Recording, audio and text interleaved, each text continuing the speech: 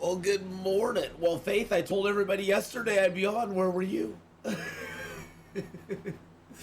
No, I announced yesterday that I was going to be on this morning at 8, so here I am, but I'm glad you're here too, Faith.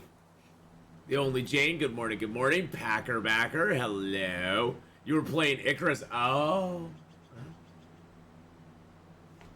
I got you. Nah, that's cool, I'm glad.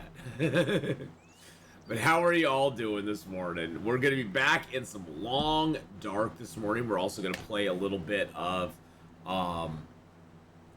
more of the Escape the Pacific this afternoon. And we're going to play a little bit more of Survival Fountain of Youth as well. And I may switch those two up. I may play Survival first then Escape, or Escape first then Survival. I'm not sure. But we're going to play this for about 3, maybe 4 hours. We'll see how we go. Be switching over this afternoon and then switching again later this afternoon into the evening. So, we got a lot of stuff planned today. A lot of games planned. A lot of things to do. Joy, good morning. Hello. Are you still having fun with Icarus? I enjoyed Icarus for quite a while. I don't know. For me, it was like it got a little repetitive after a while, I guess. I don't know exactly how to explain it. It was fun though. God, Icarus is great. I mean, that's such a great game. Great multiplayer too. Great multiplayer. All right, we're gonna get back on our Forlorn start. 107 days. We're in Timberwolf Mountain in the Mountaineers hut. And let's go. Let's go. Let's do this. Let's do this. We just, we accidentally made ourselves the second bear coat, so guess what? Now we're wearing double bearskin coats. Just because we can. Just because we're that cool. I don't usually rock 2 bearskin coats, so I was like, okay, you know what? I'm gonna give it a shot. I'm gonna give it a shot. Okay, all that stuff's cured. Those are still curing. We already have... Where's our maples at, or our birch at? Already have 20 birch. We already have a few birch. We have a couple birch laying around. All right. Let's go back. We're gonna go back to Ash Canyon. We're gonna grab our stuff. Ooh, Venus Vicious with a 21-month resub. Thank you, Venus Vicious, for that 21. Our sub can now drink.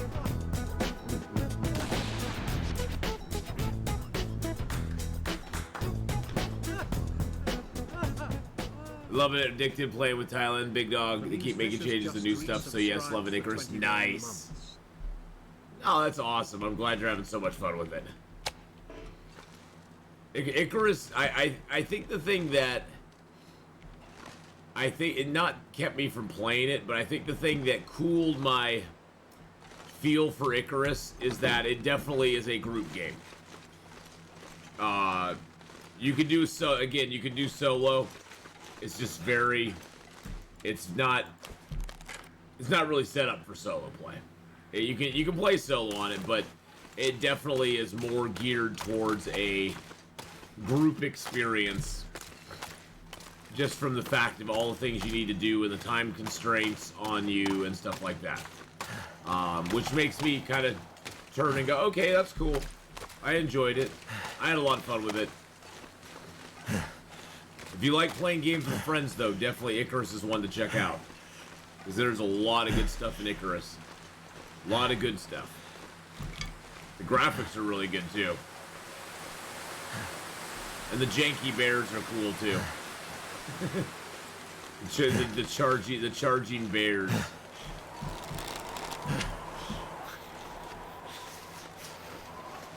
Don't know if there'll be a wolf over there. I want to take one last... Once you can buy decent weapons at the... Step from the station, it makes solo play a lot easier. Oh, I bet.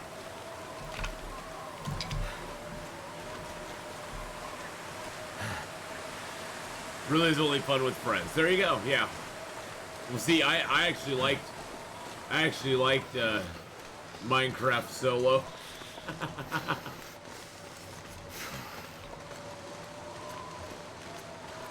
Okay, the bear does not appear to be up. Let's go check on that moose one more time. I still did not grab my hacksaw. What a big dummy I am. Cold is making my head feel thick.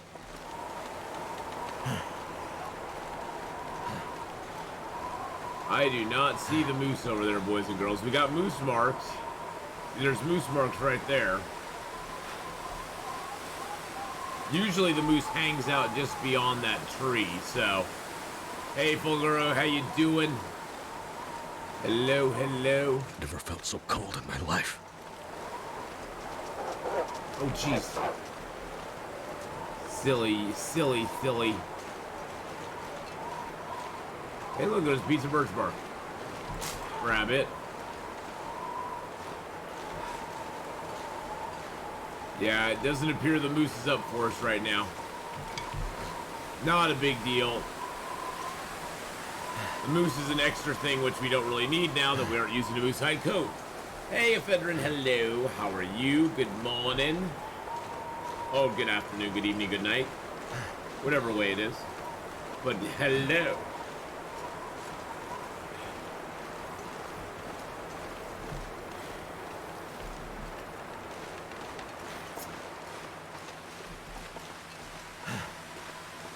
I sort of want to go up to the, ridge here, the Keeper's Pass or whatever, not Keeper's Pass, but the, what are these called? I always forget what these are called. Alice, have a good lurk, my friend. I honestly forget what these are called. I want to say Keeper's Pass west and south, and east and west, but that's not Keeper's Pass. I guess we'll see when we get up here. Continue the Voyager today. Went to Timberwolf Mountain over PB. Currently Will is chilling in the Prepper's Cache over by the Roper's Climb. Oh, nice.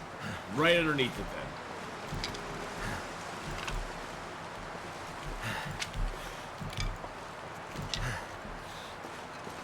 then. Alright, what's this one called? Echo Peak. There we go. This is Echo Peak West. There's Echo Peak East as well.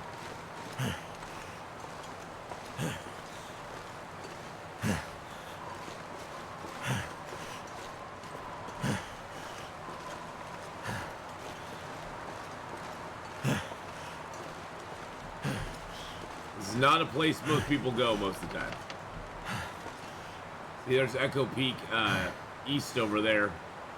On the other side of the bear cave. Or no. Over there. Over there. Oh, that's on the other side of the canyon. Haha. It's also 5 p.m. Won't be here for long. We're leaving for a barbecue in 30-40 minutes. Oh, nice. Nice, nice, nice. We'll have fun at the barbecue. That sounds delish. Mrs. Honeypot, hello. How are you? How be you today? I hope you're having a good one, Miss Honeypot.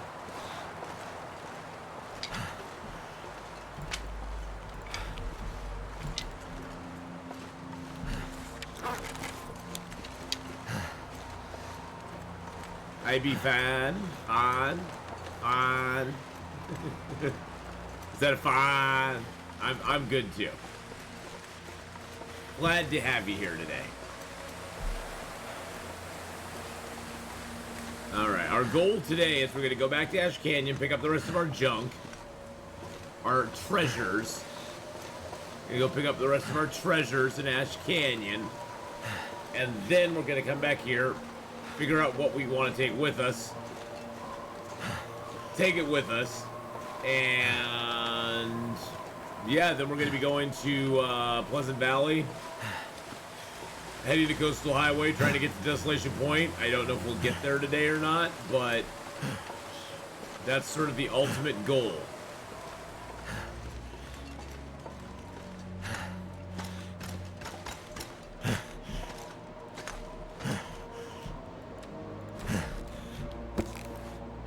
Alright, let's just sleep for a couple hours.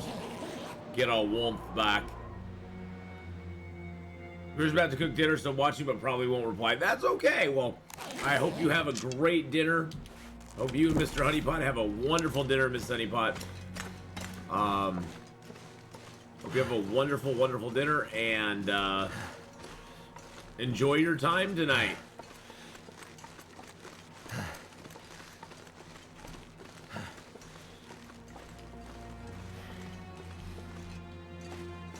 They just came out with a, so today, boys and girls, we're going to do Long Dark here for about the next 3 hours. We're going to switch over and play some Escape the Pacific as well. We're also going to play a little bit of Survival Fountain of Youth tonight as well, too. We're going to play all 3 of those, so then I'm going to be wrapping up about 7:30. Cooking quesadillas, yum. Yum, I love a quesadilla. Saving those mushrooms for late game. Alma, how you doing? Actually, I don't need the mushrooms anymore. I'm good on shrooms now. I don't need them any longer. Oh, look at us in our sexy bearskin coat. I don't usually do double bearskin coats. I don't know if I'm gonna like it or not. Still have a 42% protection. That's not that bad.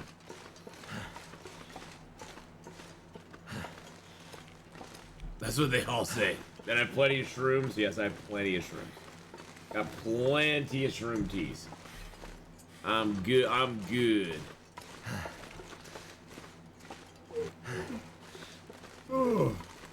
I just woke up, boys and girls, so don't mind the yawn here and there. It's gonna happen.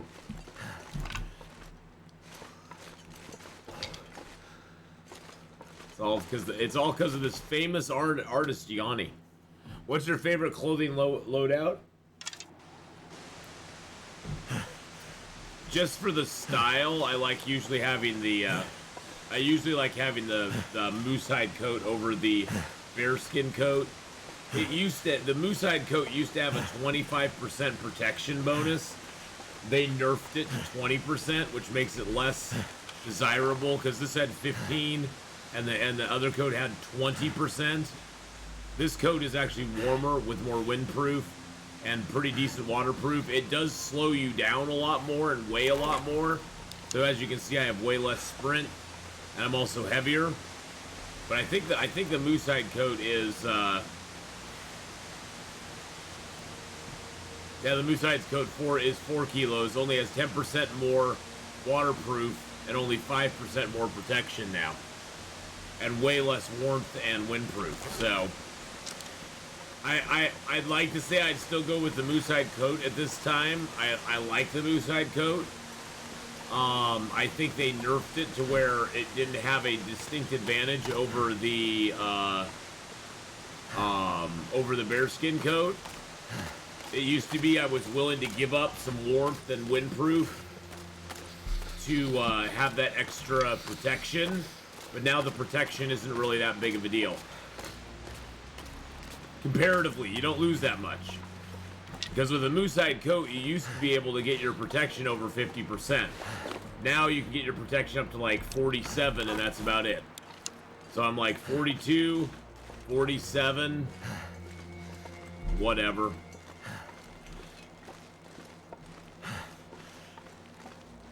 How did I accidentally make 2 coats?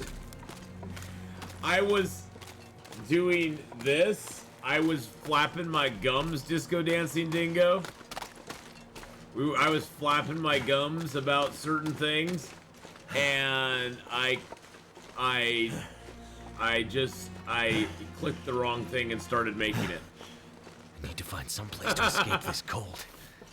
You can only wear 1 moose coat. Actually, you can wear 2, but there's no reason to. You only get protection from one of them. Because you only get protection from the outside. Whatever's on the outside, that's the only things you get protection from. See, now I could switch.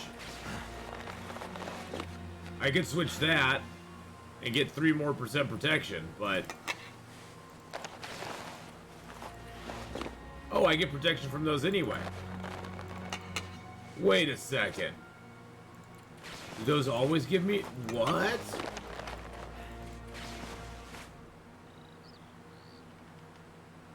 Oh, that's weird.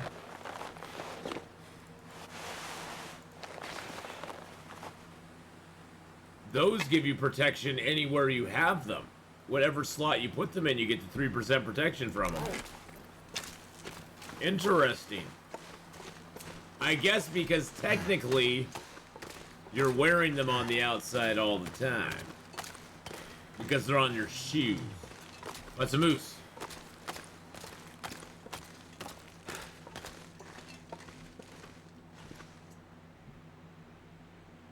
I'll die if I don't warm up soon.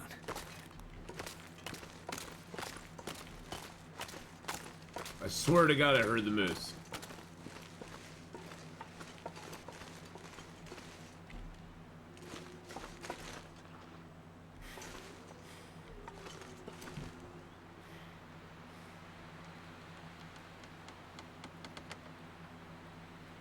I hear him moving around somewhere over here.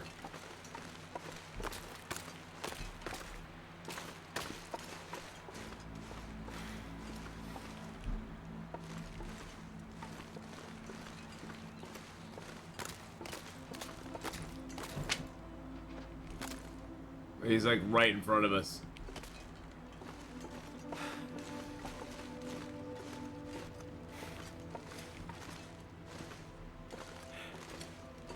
Yep, he's right over there. No, not there. There he is. Yep, I knew I heard him.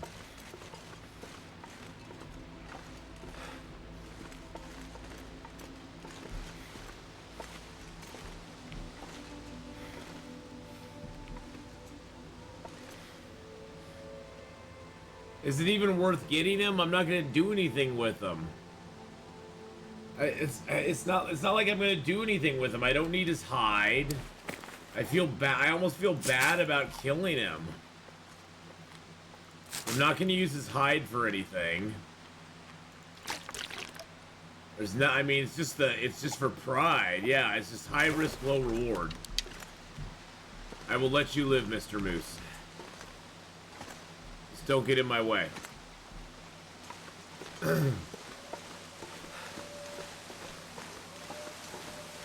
Well, he's looking so majestic and sexy. I just didn't want to bother him. Moose are there to be hunted. I know. This makes me feel bad. It's like, what did he ever do to me? That's the thing too about moose. It's like once you get one for your satchel, if you're not gonna do the moose hide cloak, you really don't. I mean, other than food, you really have no need to kill the moose. And honestly, the moose is a harder kill than the bear, or a wolf, or deer. Hey, Dreadnought boy, how you doing?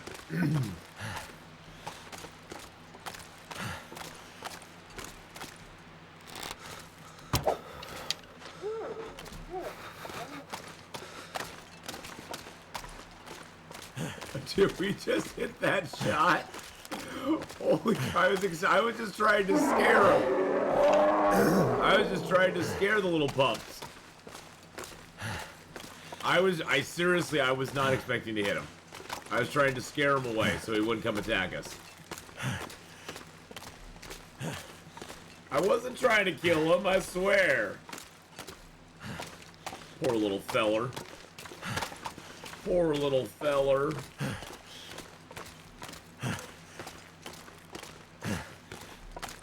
Atheenon with dead aim today. Well, that shocked me, Fire Monkey Rob, as much as anybody else probably. So the temps have fallen here in North Carolina. Actually feels like fall this weekend. Yeah, it actually feels nice out. I turned my AC off. I just have it on fan, blowing in the cooler air because it is nice here too. I don't know. Let's see what the temperature is here. Boopity doo, boopity doo. Yeah, it's only 63 here with a high today of 85, which it may or may not even get to. All right, there's our second bear hide. All right, what do we got in here? We got that. Got our cattails, 46 cloth. Got some flares, some of those. I don't need the rest. What do we got in here? Nothing in there. Okay. Oh look, I got a thing of water. Okay. Let's grab our coal. That's okay. Something doesn't need to go. There's my rabbit hide. Don't need the extra pot. I guess I could drop some more sticks here, because sticks I can always pick up. This just gives me a nice cache o' sticks. Don't need any of the cans or the painkillers.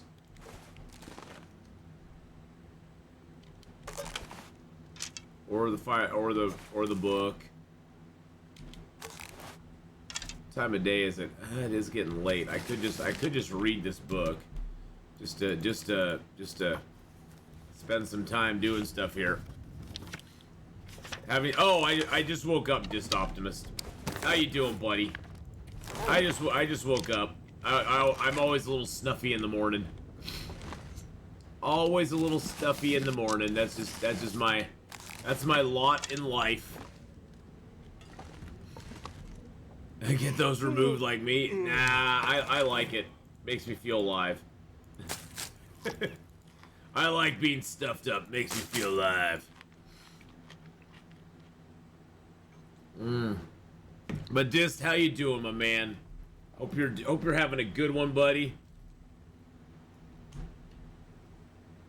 I can't breathe. I feel alive. Please go check out just Optimus, boys and girls. There you go, right up there. Right up there. Oh, what the heck? What the hell are you fighting there? Is that in Ark? Oh, what the hell? He actually destroyed my raft. I was not anticipating the. I was not anticipating. Yeah, I was. Was that Ark? It looked like Ark. It looked like it might be Ark. But please go check out This Optimist. Give him a follow, boys and girls. He is a long-time member of our community and an all-around awesome guy. All-around awesome guy. So go check him out. Give him some love. Oh, I haven't seen you on lately, though, bud. I hope you're doing good. Hope you're doing good, and probably just you've been on when I haven't been looking. That's usually how it goes. I'm not looking and you're on.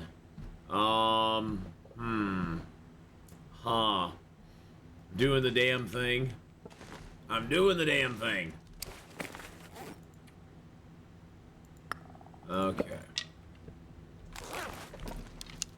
All right, let's just get some rest here. I'm just gonna pass some time. I'm not super tired. Want to wake up in the morning, get my stuff done. For all of you who are just joining, we're gonna be doing about another 2.5, little maybe over.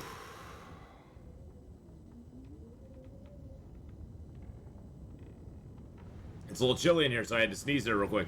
We're gonna be doing another 2.5. Maybe 3 hours of Long Dark. Then we're going to play some Escape the Pacific. We're going to play some Survival Fountain of Youth tonight as well. So we'll be having fun with all 3 of those today.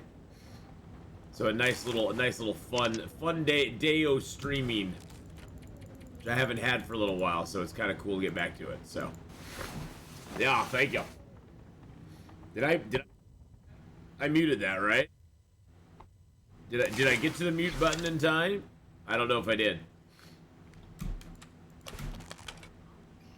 Oh, I got my air. I have my air still on. It's only like 70 degrees in here because it's really cool out. So I had my whole house opened up last night. So my house is my house is like really cool this morning because I opened it up so that because I knew it was gonna get cool last night. So I was like, I'm gonna get as much cool air in my place as I possibly can. So I was like, yeah, baby. By the way, boys and girls, I've been enjoying this Zevia organic tea. I'm having the black tea, the sweetened black tea lemon today. The nice thing about it is it has 0 fat, 0 sodium, 0 carbs, 0 sugar, 0 proteins. It's pretty much tea. And I've been enjoying it. It's really good. I'm not usually a big tea drinker, but it doesn't make me go...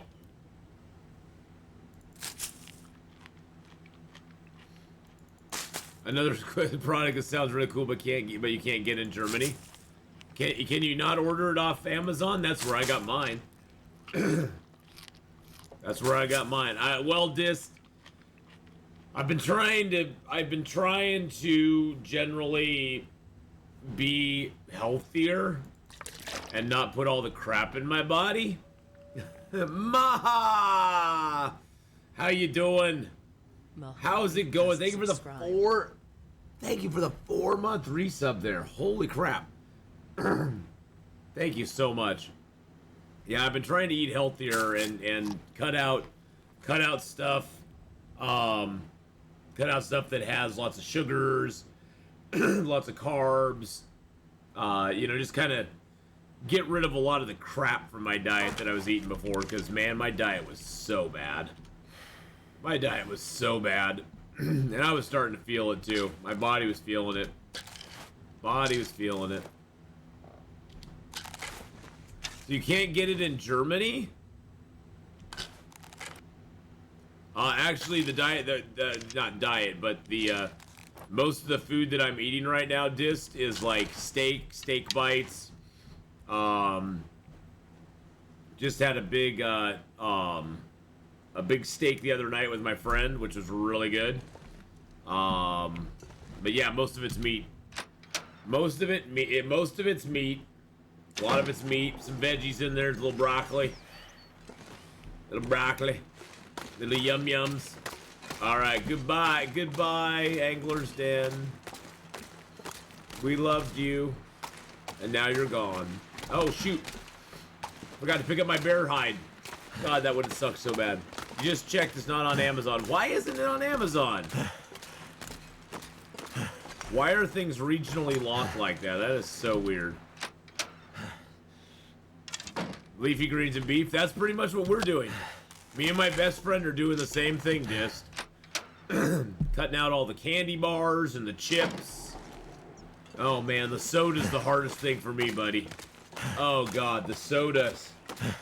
Oh, the sodas are so hard. So hard not to drink soda.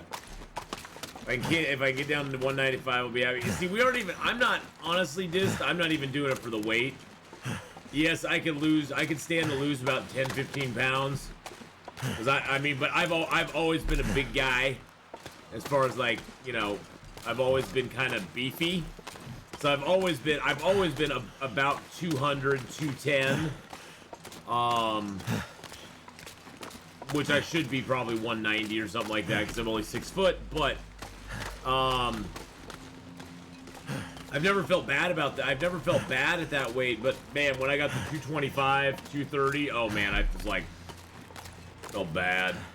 But I'm thinking I'm gonna get some weight loss from this anyway, but I'm not doing it for that. I'm doing it because I've been depressed. I've not been sleeping well. Been waking up in the middle of the night feeling like I'm out of breath, which is probably a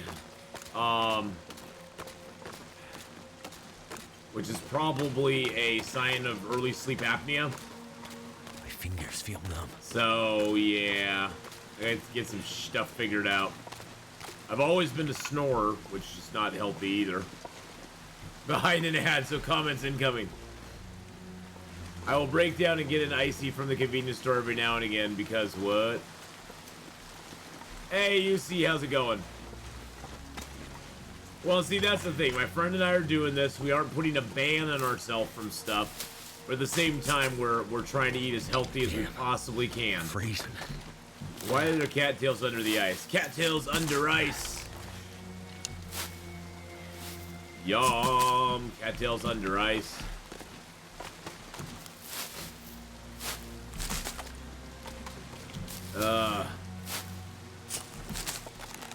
I had horrible apnea. I had UPPP surgery. Changed my life. Yeah, I just think I have early stages of it. I mean, I just because I keep waking up kind of out of breath and stuff. But, I usually sleep pretty good. And actually, since I've been on this, we've only been doing it for about a week.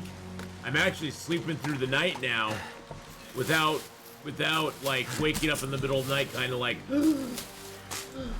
you know, and feeling like I just like stop breathing or something. So, just the small changes we've made so far have made my life way better.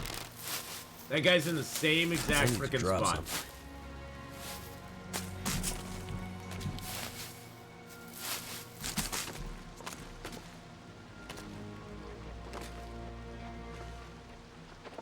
So yeah, I'm feeling a lot better already.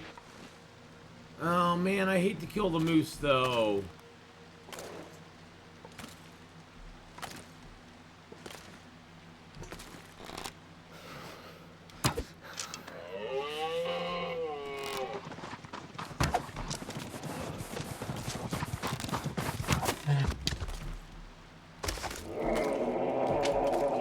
It's either we get him or he gets us. I always bet on myself. Don't do that in your play. Run, and get your freaking flare gun out. Run and get your flare gun out, boys and girls. Don't try to do that. Don't try to do that in your own playthrough. Because 99% of the time you'll probably get stomped into the ground. I was just like, whatever. Come on. I realized at the last minute, Disoptimus, that I hadn't stood up and I was trying to back up. And, yeah. But I was like, you know what? It worked. I'm gonna wait till I see the whites of his eyes. Then I'm just gonna shoot him in the face.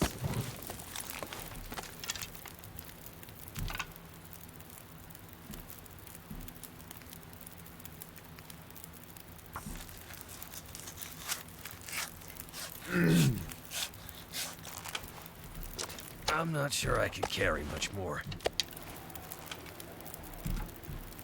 4.4 kilos. Oh, of course, here comes the storm. Here comes the storm, boys and girls.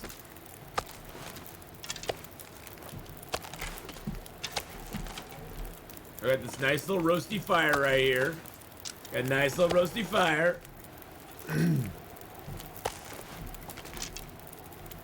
That's me and Icarus. I'm badass with the compound bow from the station. Nice.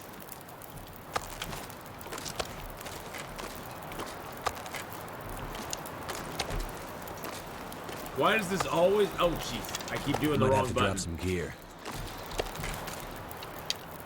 Why does this happen always after I pick up the stuff? Why? Why? Why ask why? Yes, she is badass with the compound bow from the station. I actually really liked and getting married to a building genius in Icarus. I actually really enjoyed the bow in Icarus. I think they did the bow very well in Icarus. They really did.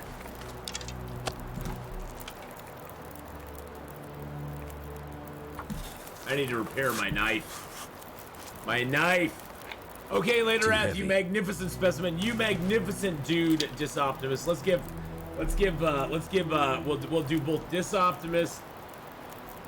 We don't see Dis very often. We'll give Disoptimus a final shout out as he leaves the building. Go check him out. Let's go. Let's go. I've been waiting for like weeks to play with you again. Yes, weak.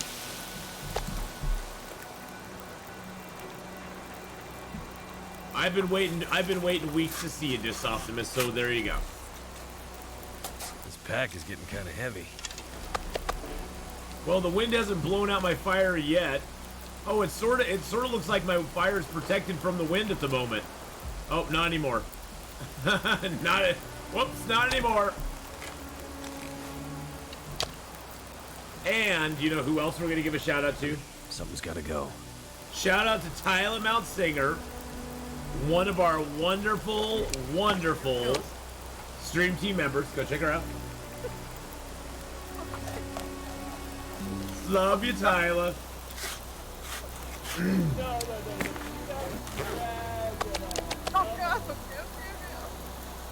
Go check her out when she's playing Icarus or Conan Exiles. Too much stuff to carry.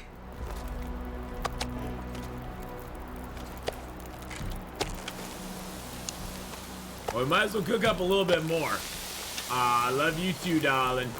Love you too, darling. Darling. Darling, our love is legendary. Just don't tell your hubby. Just don't tell your hubby, and I won't either. Oh, wow. It actually is nicer out here now than it was before. Shocking. Shockingly.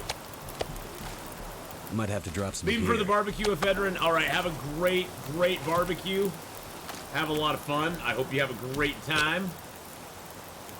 Oh, we could do a Magdalene's fire, but I grabbed the torch anyway, so. Boop. But please go give both Disoptimist, Tyler Mount Singer, both a follow. And also, you know, you can always go check out the rest of our stream team members. They're all awesome and amazing. Turned out pretty well. We've got a nice little crew of really talented, beautiful people on the stream team. Oh my.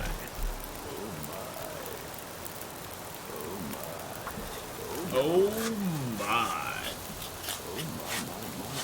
I need to drop something. Oh my, my, my.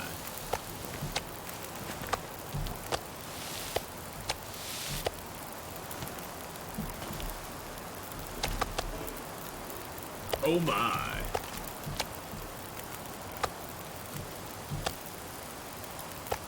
Okay, where's the small pieces I keep making? I keep making small pieces, but I don't see any of them here.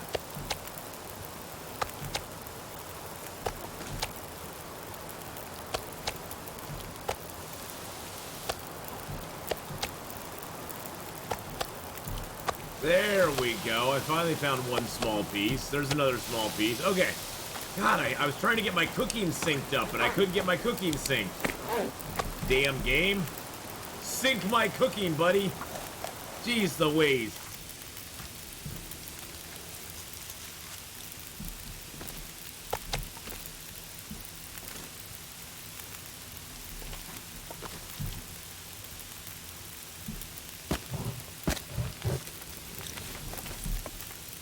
Goodness gracious, Atlantic Ocean.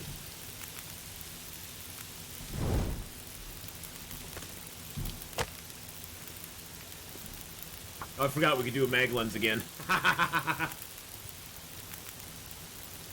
was my bad. I forgot about that. Come on. Come on. Come on. We got a 95% chance. Come on. Come on. Hey, each one of these fires gives me a fire skill up, so why not?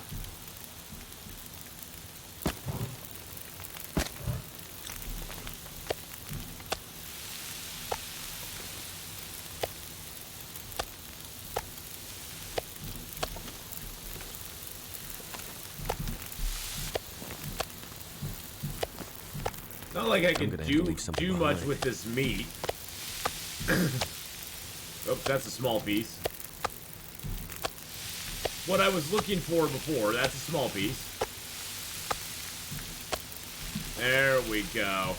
Now we got the proper little cooking area going on here. Oops, I got a lot of meat on me.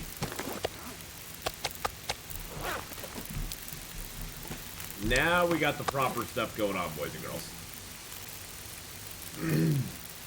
Hey, thank you. I got my secondary character in Icarus up to level 31. Oh, very nice. Now, is there a reason now, Faith, to have a second character?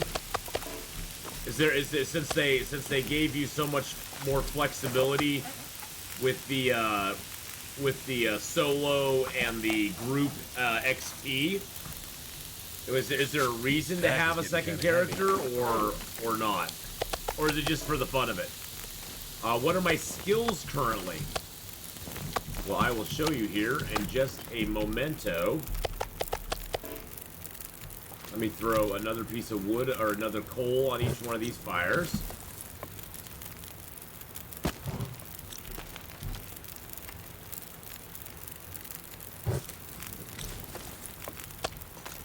Why am I using multiple campfires? It allows me to cook the meat up in a faster fashion because every cooking cycle I'm cooking 6 pieces in the same amount of time it would usually take me to cook 2. So basically it triples my ability to get the moose cooked up as fast as possible. To be honest, Andy, I've sometimes had up to 5 or 8 fires before. And I get the entire moose cooked up in about 4 hours time 4 hours in game. It just accelerates your time quite a bit. Actually, I'm gonna take that off of there. Get a little bit of water going here. There we go. Yes, I think so because you can't do all this, do it all, and some stuff just isn't important once you have good equipment you bring down on day 1. Yeah, sort of think of it like a 6-burner stove. You can now do 3 characters so you can do multiple missions when you want to. Oh, so you can do multiple missions. Oh, I got you. I see what you're saying, Tyler. So you can put one character on a prospect, another one, and then another one. Multiple campfires is a ritual to summon the Blizzard God. No, I'll stick with my first answer. But that's why, Andy, it's a really good way to quickly cook the meat up because now I'm cutting my time I have to spend out here in a third by cooking it on multiple fires. And sometimes if I'm inside a cave, I'll build 3 fires on one side, 3 fires on the other side, have all the meat down the middle, and then I'll just sit there and I'll slap meat on one side, put meat on the other side, and then I'll have 12 pieces of meat cooking at a time, which, I mean, boom, it gets cooked very fast that way.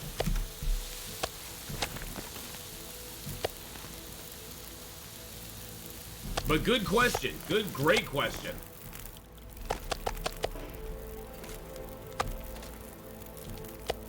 Since it's outdoors, I'm kind of risking it even having this many fires going.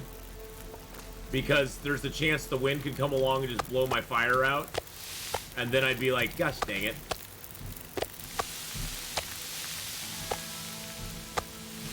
But, you know, we still have an hour and a half on each of the fires. The weather seems pretty decent. I think we'll be okay. Cross my fingers. How do you know how much resources it'll take to keep the campfires going for the X amount of time as you're required? Well, I'm not worried about that because I have a bunch of coal on me. Coal generally adds about an hour's worth of time to your fire. So I knew going into this that I had enough fuel for it. The one thing you can do is you can always run around. I could always go out here, run around and pick up sticks. Well, if there were sticks around this area, I could run around and pick up sticks while that stuff's cooking if I really wanted to. But you sort of have to. I usually carry plenty of fuel with me, Andy. So, oh God! So here comes the wind. Here comes the wind, boys and girls.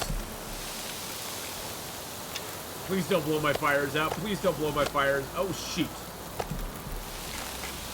I picked that one up too early. I'm not sure I can carry much more. Please don't blow my fires out. Mainly, the main thing, I'd say, Andy, the main thing you always want to do, and that I always attempt to do, is I always want to at least get the meat harvested up. If I can cook it, that's a bonus. If I can't cook it, at least it's harvested and on the ground. Because once it's harvested on the ground, even if it goes to 0%, you can always come back. You can always come back and get meat later. So what I'd recommend, Andy, is always carry. I mean, I usually like having a few sticks and a bunch of coal. Coal is your best resource for fire, and coal does respawn. If you go back to caves, you can't actually get coal in those caves again. Let's sharpen up our knife real quick. You've never killed bears and moose at 140 hours, you're scared of them? They are very intimidating, Andy. I'm not gonna lie to you. They are very intimidating.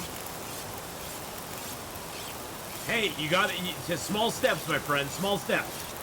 Work your way up to the wolves, the bears, and the moose.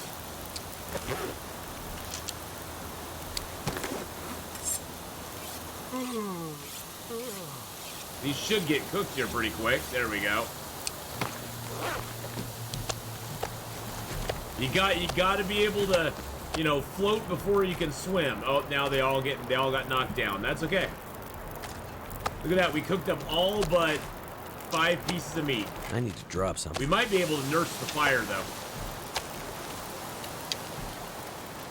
I'm gonna try to nurse it, I think. Let's see if we can do this. So there's a trick you can use. No fire is truly ever blown out. Fires get knocked down to 9 minutes by the wind. Actually, let's see if we can even add a stick. Yep. Fire got knocked down, and then I was able to put another stick on it. If it gets knocked down again, it'll go to 9 minutes, and then I can put another stick on it, as long as the wind isn't too strong. When was the moment you thought to yourself, okay, I love this game, I'm gonna play it a lot? I started playing back in February of 2017, and I almost instantly fell in love with it. I honestly almost instantly fell in love with it, Andy. And then I've now played it for over 5,300 hours or so. And I still love it, so. But yeah, I mean, I was streaming, when I started streaming in September of 2016, I was streaming EverQuest and EverQuest 2 because that's what I knew. That's all I knew. I was like, okay, I'll stream those games. So I was streaming those. I'm a totally scaredy cat with bears and Icarus. Last night I killed 7 with my sexy bow and arrows. Nice, Faith. Very nice. But then I had a viewer who was like, hey, do you like survival games? You might want to try out this game I know called The Long Dark. I was like, okay, I'll give it a shot. And so I started playing it. I was like, or I started watching it actually before I started playing it. I started watching some other content creators on Twitch who were playing it. I was like, that's kind of a cool looking game.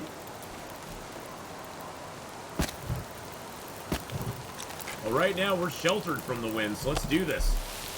Dusk. The night can't be far behind. Let's do this. We nursed our fire through the windstorm, baby. Yeah. Oh, that's 57 minutes. Let's make a little bit of water. But yeah, I started playing it then. I started watching some of it in January. I started playing in February, and the rest is history. The rest is history. And I mean, back then they had nothing compared to what they have now.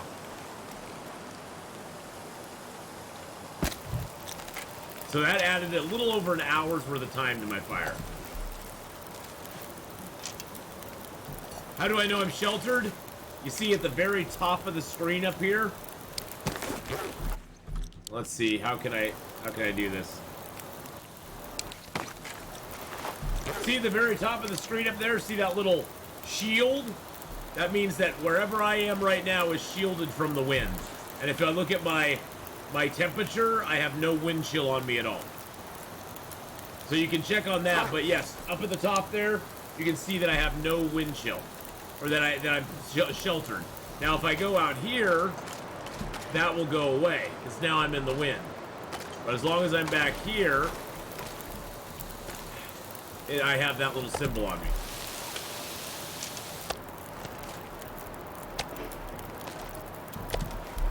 Alright. Watching Ath play Long Dark is so relaxing. Well, except when I just stand in the path of the charging moose and go, "What's up, bro? What's up, man?" Too much stuff to carry.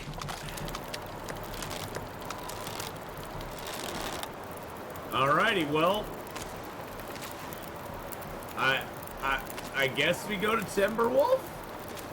I guess I don't know. That's where we're heading. That's where we were heading. Give you guys night vision so you can see a little bit easier. Give y'all the night visions. Probably some wolf is just gonna gank us here. Oh, actually, I could go up to... I have the rope dropped. I could make an easy climb over here and just sleep up here for the night. Oh, but I probably can only carry 41 kilos.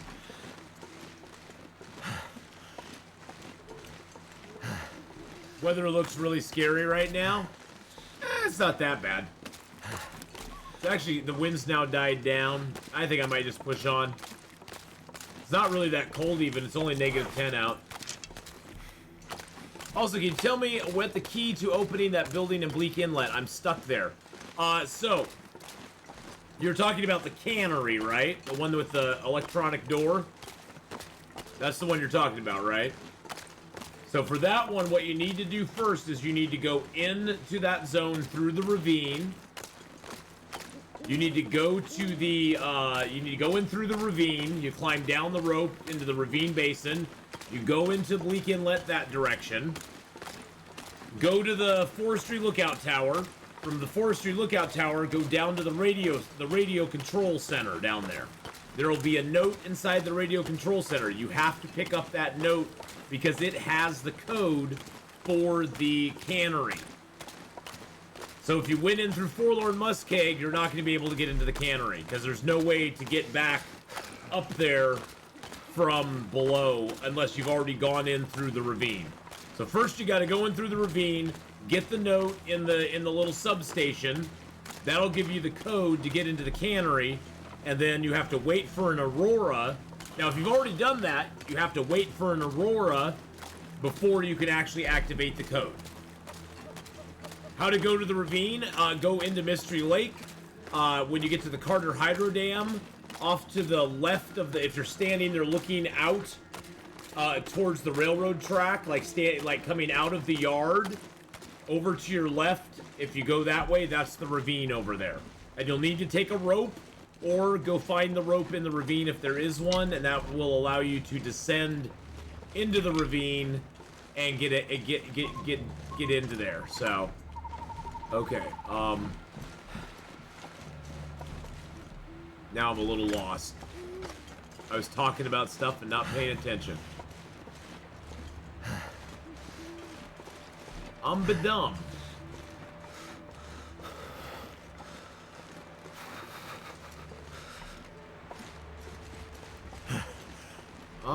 Let's see. Where did I go? Okay, here we are. Okay, here we are. I just went off to the right a little bit. But yeah, so just go into the ravine from Mystery Lake. You'll have to put the rope out and then climb down. The nice thing is at the bottom there's a nice little train car, there's a deer, there's a cave. You can sort of chill out there for a little bit. Usually the deer at the bottom of the ravine has like 2 kilos of meat on him, which is really good. So you can get a nice din there. Can't feel and then you'll have to head into Bleak Inlet. Now I'll warn you, there is a pack of wolves right there around the lookout tower, or right before the lookout tower. They seem to be programmed to let you through to the tower, but once you get to the tower, then they attack. So just be aware. And once you go to the radio hut, they definitely attack. So there will be a group of Timberwolves you're going to have to contend with. But if you're already in Bleak Inlet, you know all about the Timberwolves. And you've been contending with them already, so you should be good to go.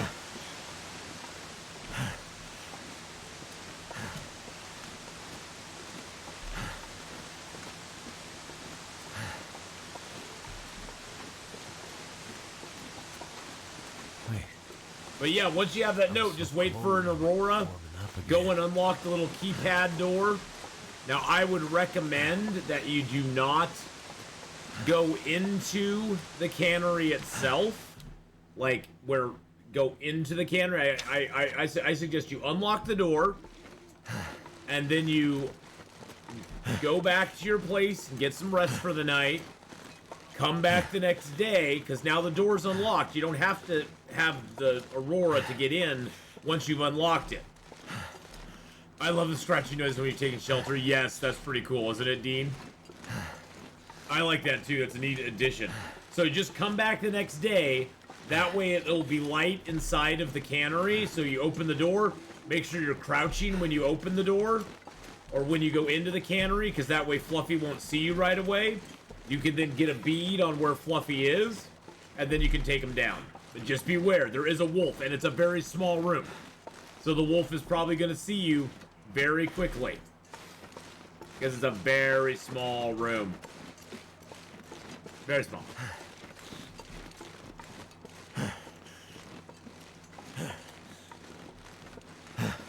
But if you crouch, that'll make it so they don't see you immediately. And if you have archery 5, then you can just shoot them from there. Oh, speaking of archery 5, I'm sorry, I forgot totally about my skills. I have carcass harvesting 5, cooking 5, archery 5, fire starting 4, mending's on the way to 4, ice fishing's at 2. There we go. Yes, there is a wolf behind that door. Yep, there is. Yeah, they moved Fluffy. They finally put Fluffy somewhere since they took Fluffy out of the Carter Hydro Dam. They finally put Fluffy somewhere. And Fluffy, she's now in the cannery. So just beware of that.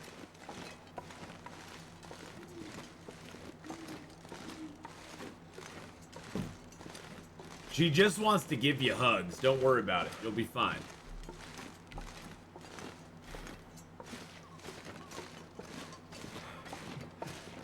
I wouldn't let her give me hugs.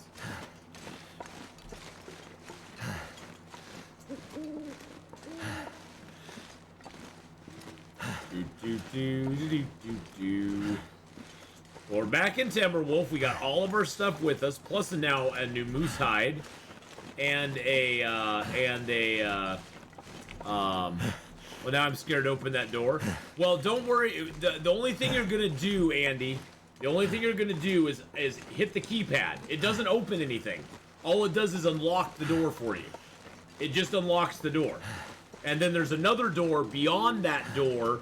With that door, basically, the one that you're unlocking with the keypad, it opens up into just a little L-shaped room that then there's another door beyond that that actually zones you into the cannery.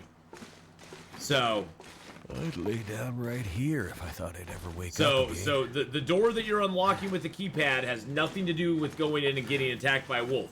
That's just unlocking the door, and then you can go back later, go through that door, and then there's another door inside that you have to zone through. So the door that you're unlocking, you just walk through. There's a little L-shaped room that has a desk and stuff in it. It's sort of like the, I don't know, sort of the office to the cannery, I guess. But there's nothing dangerous in there.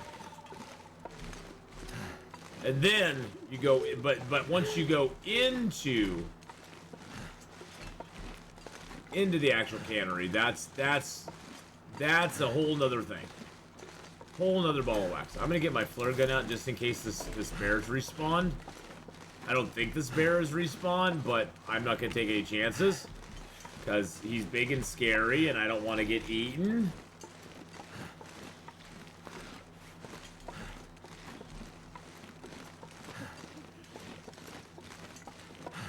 This thing is bear repellent.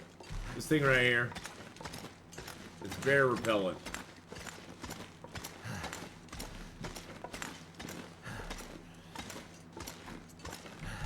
All right.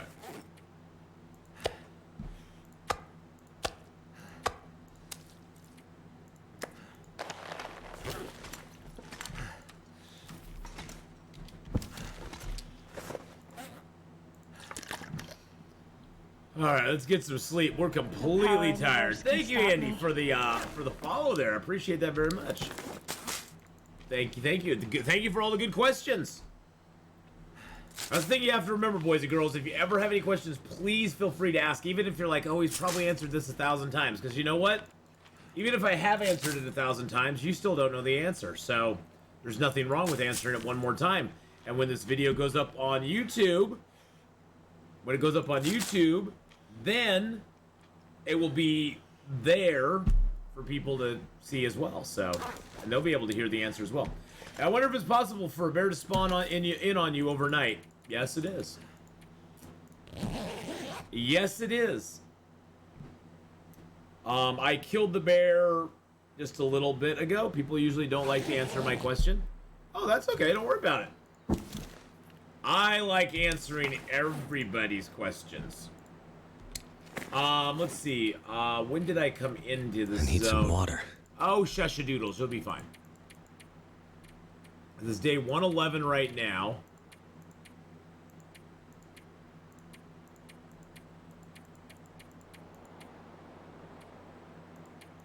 Oh yeah, oh yeah, God, we've only been here for what? 10, 20. We haven't even been here 30 days. It takes all right, I need to ask my leave now because it's food time. Well, have some good food. Have some good food, my friend.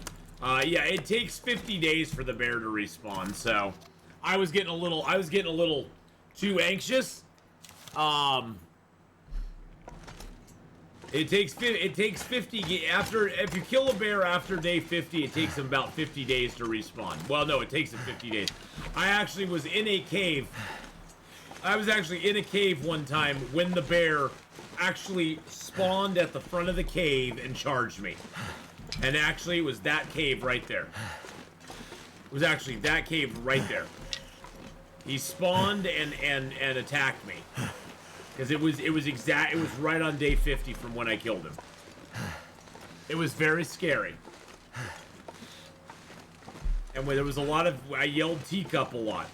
Like, teacup! Teacup! Oh, that wolf so knows I'm here. Look at him coming right at me. Look at this. If I drop the guts. Look at him just turn away. He's like, oh, there's nothing to smell over there now. Look how far away that brings him from, though. That is so far away. FYI, I changed my new username. Sounds similar to the old one. Hoping most people I've interacted with recognize it. J Nexus. Ooh, you'll have to remind me what your old screen name was, because I'm horrible with screen names. What was your old screen name, Jay? It sounds familiar. I honestly just can't put a finger on it. I'm not gonna lie and say I can. So.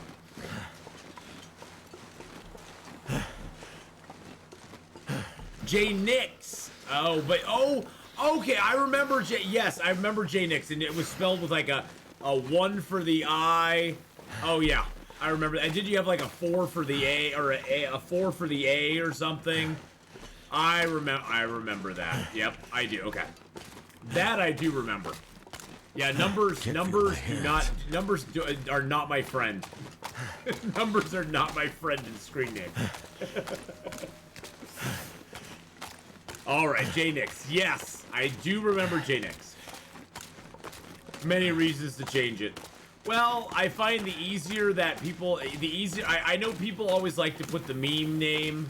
They always like to meme with their name and put something that they think is hilarious or funny up there for a name. But honestly, most of the time I look at them and I'm like, I don't understand. I don't get it. I don't get it. And sometimes you can't get the name you want, so you have to use numbers for letters and stuff like that. And it's like, oh god, that's just so hard for old people like me. Ath is a master of long-term memory. Oh, hell no. Hell no. Okay, so we got 2 bear hides now. I like how the bear... See, I wish all the hides could do... I wish you could do that with all the hides. The bear hides have no collision factor. My name is just my hubby's nickname for me. There you go, Mrs. Honeypot, and that works perfectly. All right, look at all those. Look at all those nice cured guts, cured rabbit pelts. Oh yeah, beautiful juicy guts. Oh, you know what's gonna go right here? It's a nice big moose hide. I might have to drop some gear. That's why he's Mr. Lemon Tree. Aww, that's sweet. Yeah, I always have struggled with screen names. But then again, I didn't grow up in an age of texting where numbers were letters, and you know, If I can drop back in my day, Numbers were numbers. If you had a letter 1, it did not mean an I. There was no I in letter 1. In the number 1, the letter 1. There was no I in the letter 1, the number 1. See, even I get it confused.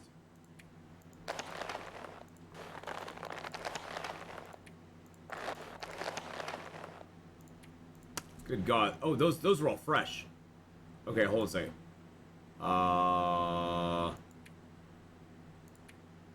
Forgot about those. Because honey and lemon go so well together. Aww. The old version of Ath is Larry David, pretty much, yeah. No, Larry David stole that from me.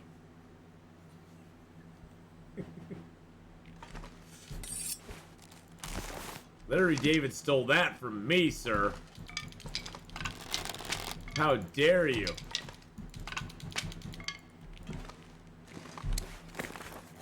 Alrighty, so got that. I'm gonna drop the heavy hammer here.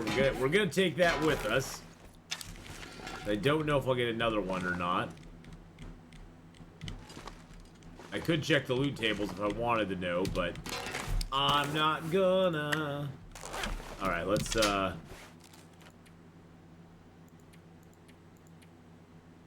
the flares in here. Let's throw the flares. Woo! They're not only flares, they're Ric Flares. And if you got that, you are freaking cool. If you got that joke, you're awesome.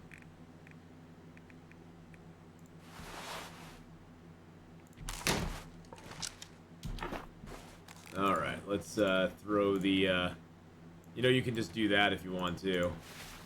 I forgot about that. You can just lift them over if you want to. Okay, do I have any arrowheads on me? No. I do need to sharpen my knife up. Everything else is in good shape. Yeah, those are getting worn down a little bit, but not too bad. My teas and coffee. Thanks for nicely saying I'm old. No, if you get Ric Flair references, that means you're cool. That doesn't mean you're old. That means you're cool because you lived in the time of the greatest entertainment, the greatest wrestling that has ever occurred. Where legends were born in the squared circle. And legends fell and rose under the boots of such great men as Andre the Giant and Ric Flair and Randy Macho Man Savage and the Ultimate Warrior and the Iron Sheik. Oh God, those were the days. Those were the golden years, man. Those were the golden years of wrestling, I tell you. Wrestling definitely is not what it used to be. Yeah, the good old days. Where they actually I mean, you think of it, back in the day, wrestlers were sort of like the 80s rock stars. They all had big hair, fancy glittery outfits and stuff. And then they went through this, then they've now changed to where basically it's like there's hardly any glitz and glam to it anymore. I think that's what turned me off when when the WCW thing changed and they had that and the NWO. Everybody just wore black shorts and it was like nobody had like a signature look to them really. There was very few guys, I should say, that had signature looks. Katie, I'm sorry, I don't understand what you're saying, but thank you for the follow there. I'm not sure what you're saying there, though. Yeah, guys like The Undertaker and Sting were a couple of the last guys that had, their own, face paint and looks and stuff to them. But I'm talking, the really over-the-top, over-the-top. Those were the guys back in the 80s. Those were the guys that just, had the... They had that thing. No modern day George the Animal Steel. Yeah. No modern day George the Animal Steel. No modern day Hacksaw Jim Duggan. No modern day Ultimate Warrior. No real modern day, Ric Flair. I mean, yeah, Ric Flair. I mean, the thing with Ric Flair, no Rowdy Roddy Piper. Where's a guy like him? Good God. Rowdy Roddy Piper lived in my state. Rowdy Roddy Piper lived right here in Oregon. I actually saw Rowdy Roddy Piper at a gas station one time. That's my one brush with I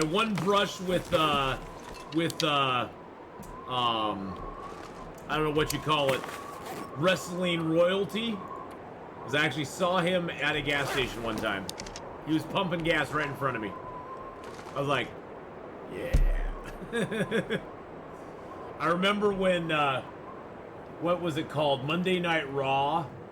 When Monday Night Raw came to Portland, after my dad was diagnosed with cancer, Monday Night Raw came to Portland, and my dad loved wrestling. Loved wrestling. So my brother and I took him to Monday Night Raw, and he absolutely freaking loved it.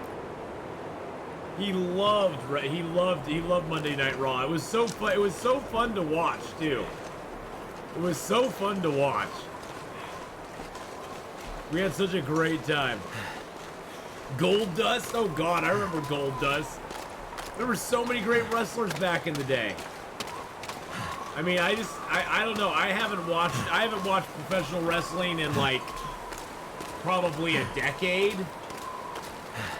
The last real memories I have of it were the whole NWO, WCW versus WWE, which, I'm sorry, it's WWF.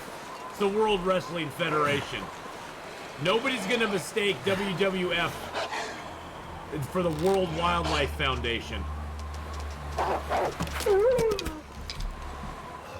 Nobody's gonna mistake those guys in spandex for World Wildlife Foundation people. And honestly, the World Wildlife Foundation probably got more press out of WWF using their WWF logo or whatever, their WW. See, that's the thing I never understood. It's like, how can you trademark 3 letters? How can you I just don't get that. So if I throw together 3 letters and attach some value to them, then I can just trademark it and be like, yeah, you know, Cold is if I put AS together for Atheenon Survival, can I go, oh, AS is a trademark now. If you use AS, you have to pay me for it.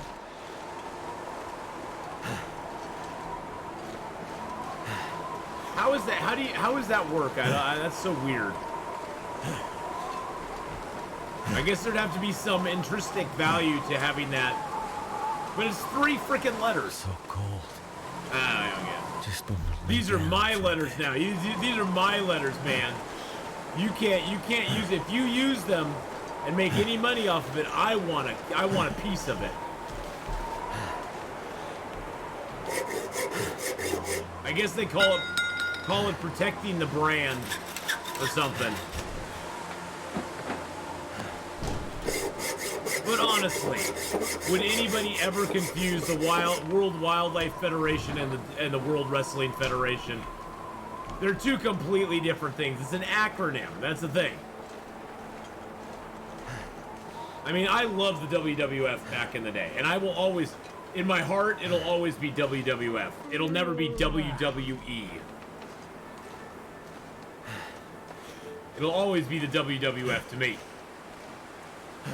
Wrestling is garbage now. Look at WWE now. They either fire their talent or let them go, and they'll treat the wrestlers humans, and they just walk out of the company. I don't blame them. Yes, and Pluto is a planet, by the way, boys and girls. I even have a shirt. I have a shirt that says, "We will never forget." Never forget. Pluto is a planet.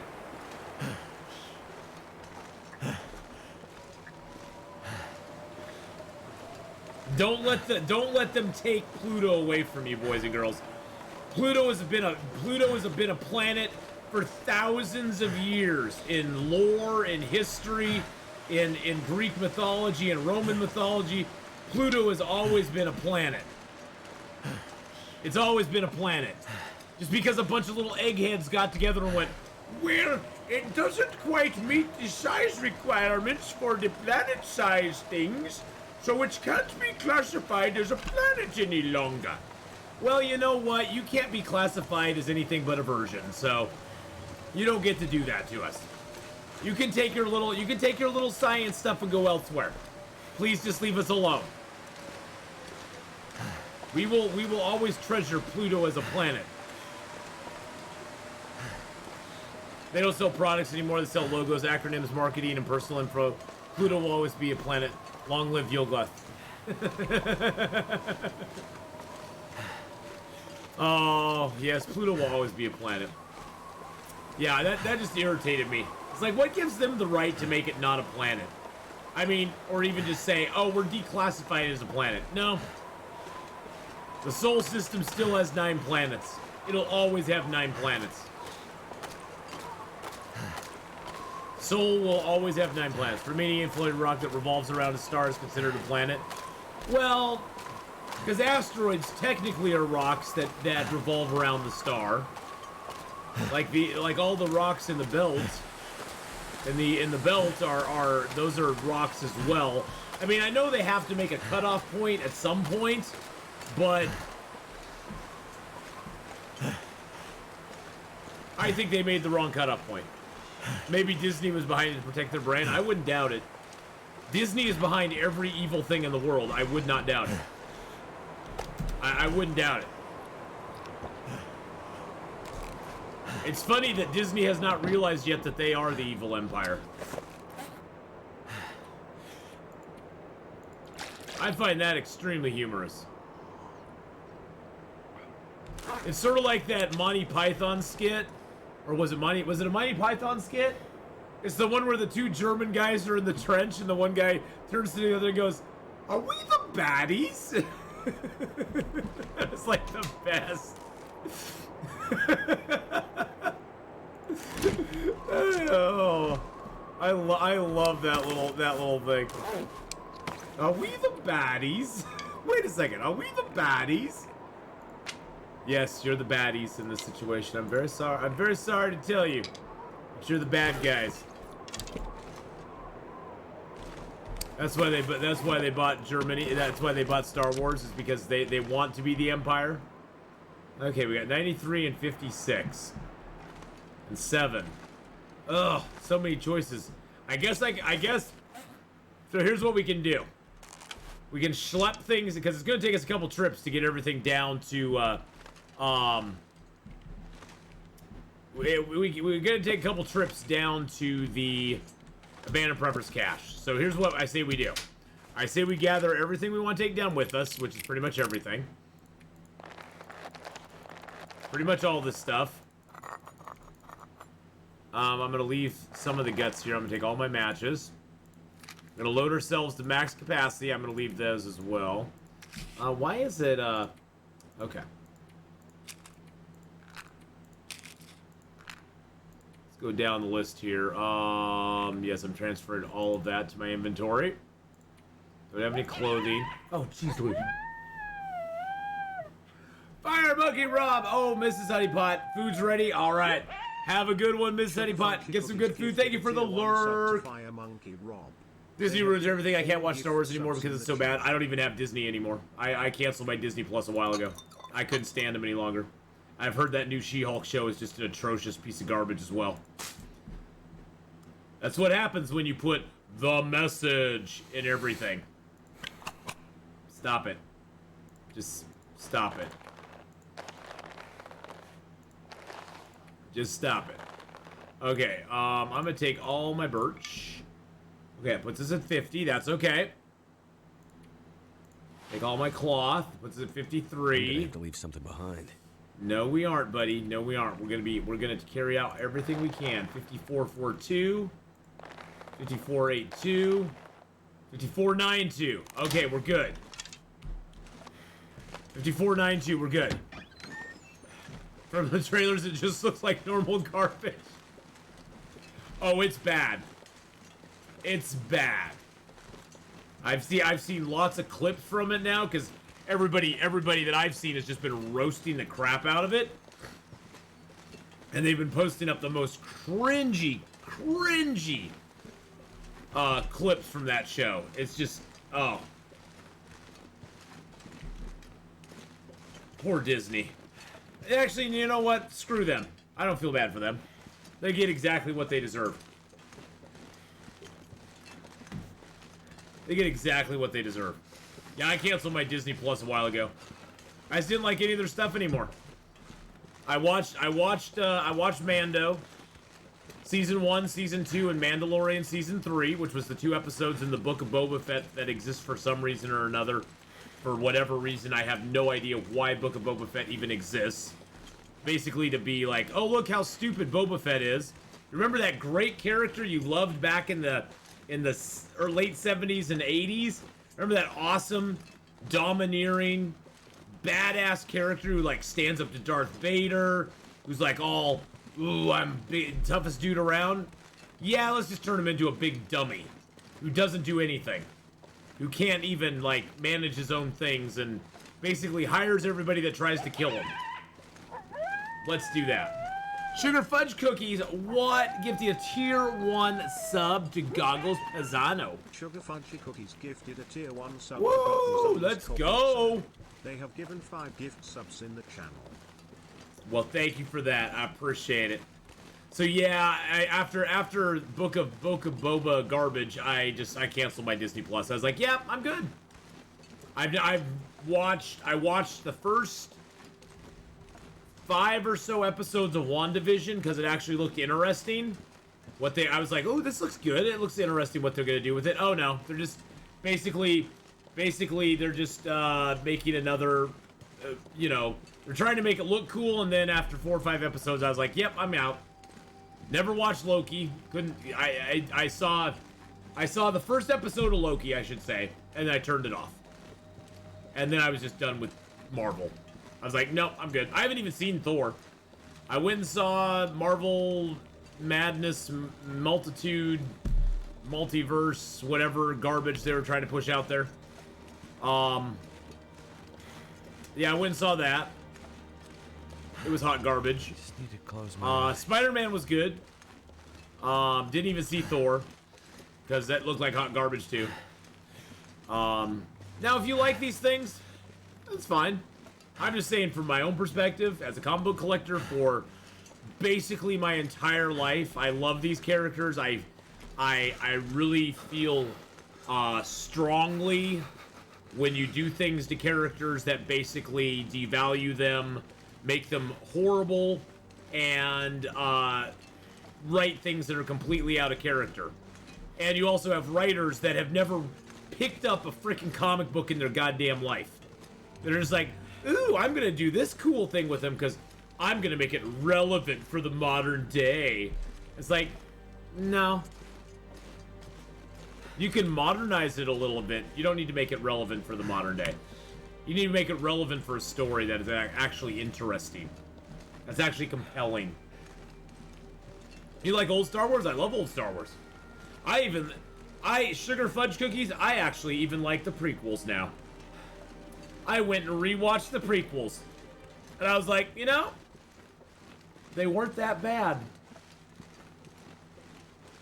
It's funny how 20 years can change your mind on, oh, I really thought this was bad back when I watched it 20 years ago, and then you watch it again, you're like, compared to most of the stuff today, it's not that bad. And then if you go and watch Clone Wars, also, you're like, okay, there was some actually pretty good stuff.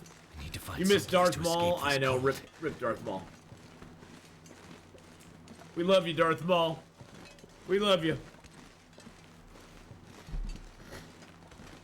When they tried to do it to Wolverine, I was just done. Well, the whole Wolverine thing, I mean, I like Hugh Jackman as Wolverine. I think that they did. they did what Hollywood does a lot, where they take something that is popular because they don't know any different, and they go and they basically take it and they beat it into the ground until it's not popular any longer. To the point where people actually start to kind of hate it a little bit. Like, I was all down with the whole Baby Yoda thing at the first. I was like, oh, that's kind of cool. And I thought, oh, season 2, they're wrapping it up. Luke's gonna take him and train him. Cool. That story arc is ending. Oh, great. Now Baby's Yoda. Yeah, Baby. But then they went, oh, God. Baby Yoda was like half of our female audience like Baby Yoda more than anything in the show. We're gonna lose them, so we have to bring him back. So let's offer Baby Yoda a lightsaber or a little mithril chainmail. Hey, old fart, how you doing? Hello, hello. Greetings. I knew that I knew old fart. I did know them. So yes. I saw your message that you're the dad. When I saw the doors open and Darth Maul had double lightsabers, he was fighting 2 Jedi Knights at once. It was legendary. Oh yeah. That was pretty cool. I don't really dig the double lightsaber thing. It has a lot of double lightsabers has a lot of problems, and Shad's gone into this a lot. Never felt so cold in my life. Because honestly, the double lightsaber, the biggest problem with it is that the whole middle portion where the crystals are is a vulnerable spot on it. And what happens if that gets hit and broken and destroyed? Now you have no lightsaber at all. That's it. I mean, you know, you have to suspend the disbelief. You have to do your suspension of disbelief on it to make it work. But I always sort of had a problem with it. It looks cool. Don't get me wrong. It's way better than having those two little the lightsaber cross guard thing like Kylo Ren had. Ugh. Cross guards are for when you get in the bind. Cross guards are not.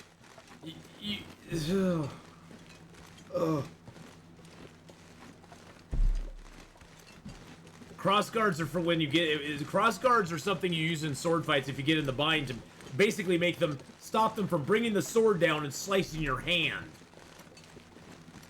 So when you're in the bind, they can just slide the sword down and slice your hand if there wasn't a cross guard there. You don't need them on your lightsaber. They're stupid. And also the lightsaber, the lightsaber has it has the handle and then it has 2 little ports that those are coming out of. So it's not like you wouldn't slice the port anyway. And just slice that little thing off. It's not like it's directly coming out of the lightsaber, which would be dangerous in the first place. Oh, the fight between Obi-Wan and Qui-Gon Jinn and Darth Maul was great. I like that one. Actually, the fight in the last episode between Anakin and Obi-Wan was really good. Really good stuff. No power in the verse can stop me. CDS, how you doing? I could just lay down.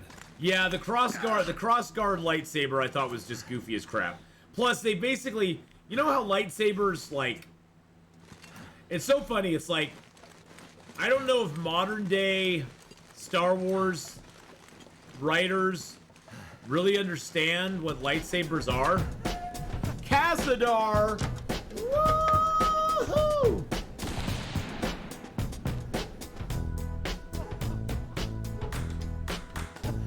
Cassadar goes roar with a 21.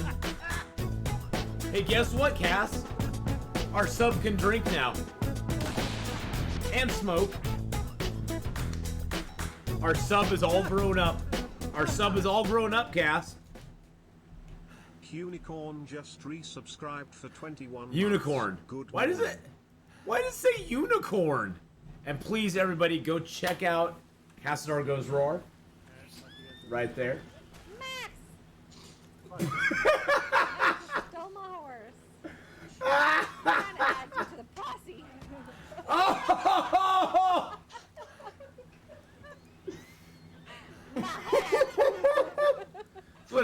you smack your horse's butt. Horse is like, smack my ass, I'll smack you back. That is funny. I will be completely caught up with the series when I watch episode 9. Oh, nice! Nice, nice, nice. Well, it's been a fun run so far. Good God, look at all these hides we have. Holy crap, that's a lot of hide. That's a lot of hides right there. Oh, you wanted to smack Max. Oh, well, see, that Max is probably like, well, that's what you get for trying to smack me. I don't even think I can fit all this birch in here. Oh, jeez Louise. Oh my God, Trooper Bari! What? What? Gifting out 5 subs, going out to Andrew, Tristan, Timefoolery, Joy, and a Sky Kelhandros? Sky Kelhandros? I hope I got that right. I probably didn't, but, well,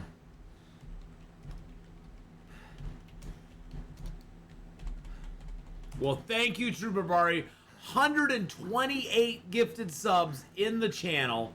Holy crap. Holy crap. Yes, definitely some sub bombs going on there. See, I can't even fit 29 birch in there. Isn't that sad? So sad. I will put my feathers in there, though. Now, I guess I'll put my birch down here. How much birch? That's like, it's like 5.8 kilos of birch. I got 7.5 kilos of cloth. I can't even put that in there. So let's put the cloth down here. Oh, thank you, Bamboozled. Yes. Get a nice little posture check in there. I guess I'll put that cloth down here. Put most of my leathers down here, too. I only need 1 on me, really, for the... I'm going to take 10 cloth with me, just in case I need it. Oh, Cass! Thank you for gifting a sub to the community as well. Holy crap! Bunny's gifted a Your tier 1 first sub to gift Thickwin. sub? Funnies? Funny? Wait a sec. Does it pick a new name for you every time? Let's hear this. The Quinn Bob. Welcome to the Athpack, my friend. Welcome, welcome. Unicorn gifted a tier Unicorn. 1 sub to Thickwin. Victory is mine. Negative COVID test confirmed. Flight home and quarantine hotel acquired. Everything's coming up Millhouse. Nice. Nice, Trooper Bari. That's awesome. Okay, so I got all these teas on me. Probably should put my teas and stuff down here. I'm trying to lose some weight right now. You know, it's the battle of the bulge, boys and girls. You're always trying to lose weight. There we go. The matches in there. Some of my teas in there.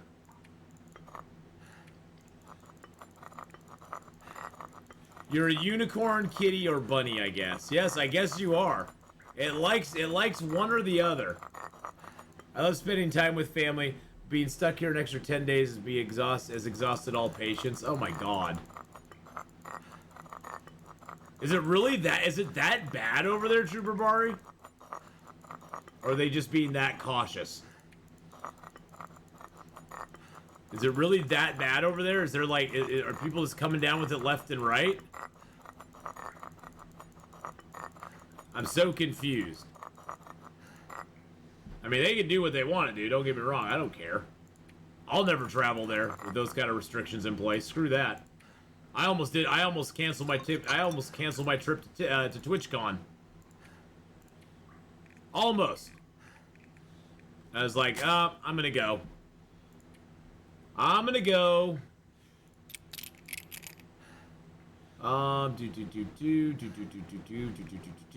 Throw those in there. Throw that in there. Alright, we're down to a decent weight, 31 kilos. Nice. Okay. Alright. But I was like, okay, I guess I'll go anyway. It's kind of sucky they made their whole announcement after everybody already bought their tickets. That's the thing that kind of pissed me off. It's like, you know, it would have been nice if you made this announcement before people bought their tickets, because... Yeah. Yeah. Yeah. But I'll be at TwitchCon. It'll be fun. I already got my hotel booked. I already bought the plane. Yeah. Honestly, Cass, if I had not already bought my plane ticket, I probably would have asked Twitch for a refund and not gone this year. Just being honest. I'm done. I'm over it. I'm done with it. Honestly, if people, honestly, I know this is probably in Hong Kong being forced to take zero COVID measures by the mainland government needs to negative testify. All evidence suggests these restrictions should be in place, will be in place beyond November. So it's time to look into joining the exodus from Hong Kong. Oh, Sir Haran, thank you for the tier 1 3 months in advance. What? Well, we'll give out 3 times the point. 3 months in advance. Holy crap. Thank you so much. Thank you, thank you, thank you. Appreciate that. Chewy! Oh, you sexy beast. How you doing, Chewy? How's it going? Yep, we're in Long Dark. We're on day... Just to catch everybody up, we're on day 110. We have cooking and carcass harvesting at 5. We got bow skill at 5. We got fire starting at 4. We have mending going towards 4. Ice fishing 2. We're getting done. We just spent a whole bunch of time in Ash Canyon and Timberwolf Mountain. We spent about 28 days between the two. Went to the summit, went to gold mine. We got some supplies and stuff left back there that we're gonna go get. Now. And then we're gonna be coming back here. Oh, ice fishing always brings up the rear and loper. For me anyway, Trooper Bari. For me, it's always it always brings up the rear. I never ice fish early. I find I have just other things I want to do. There's other ways. I find there's other ways for me to get food that do not include ice fishing.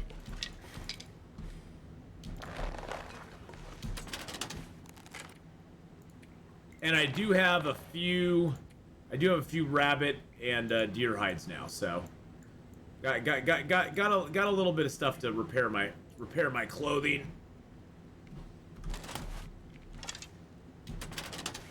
Oh, don't get me wrong. I like fishing. I find fishing to be very fun. I don't find it to be a wise use of my time in Interloper for the most part. That's the whole thing. It's just I find it's not the best use of my time early in the game. Now, usually after day 200-300, you're kind of bored. You got a lot of firewood laying around. Go fishing. Get some oil.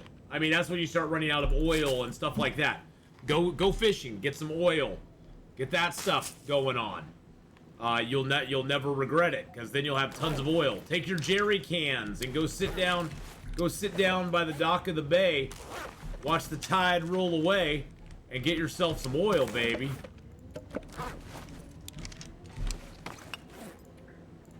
All right, we're going up at 28 kilos, my friends. 28 kilos.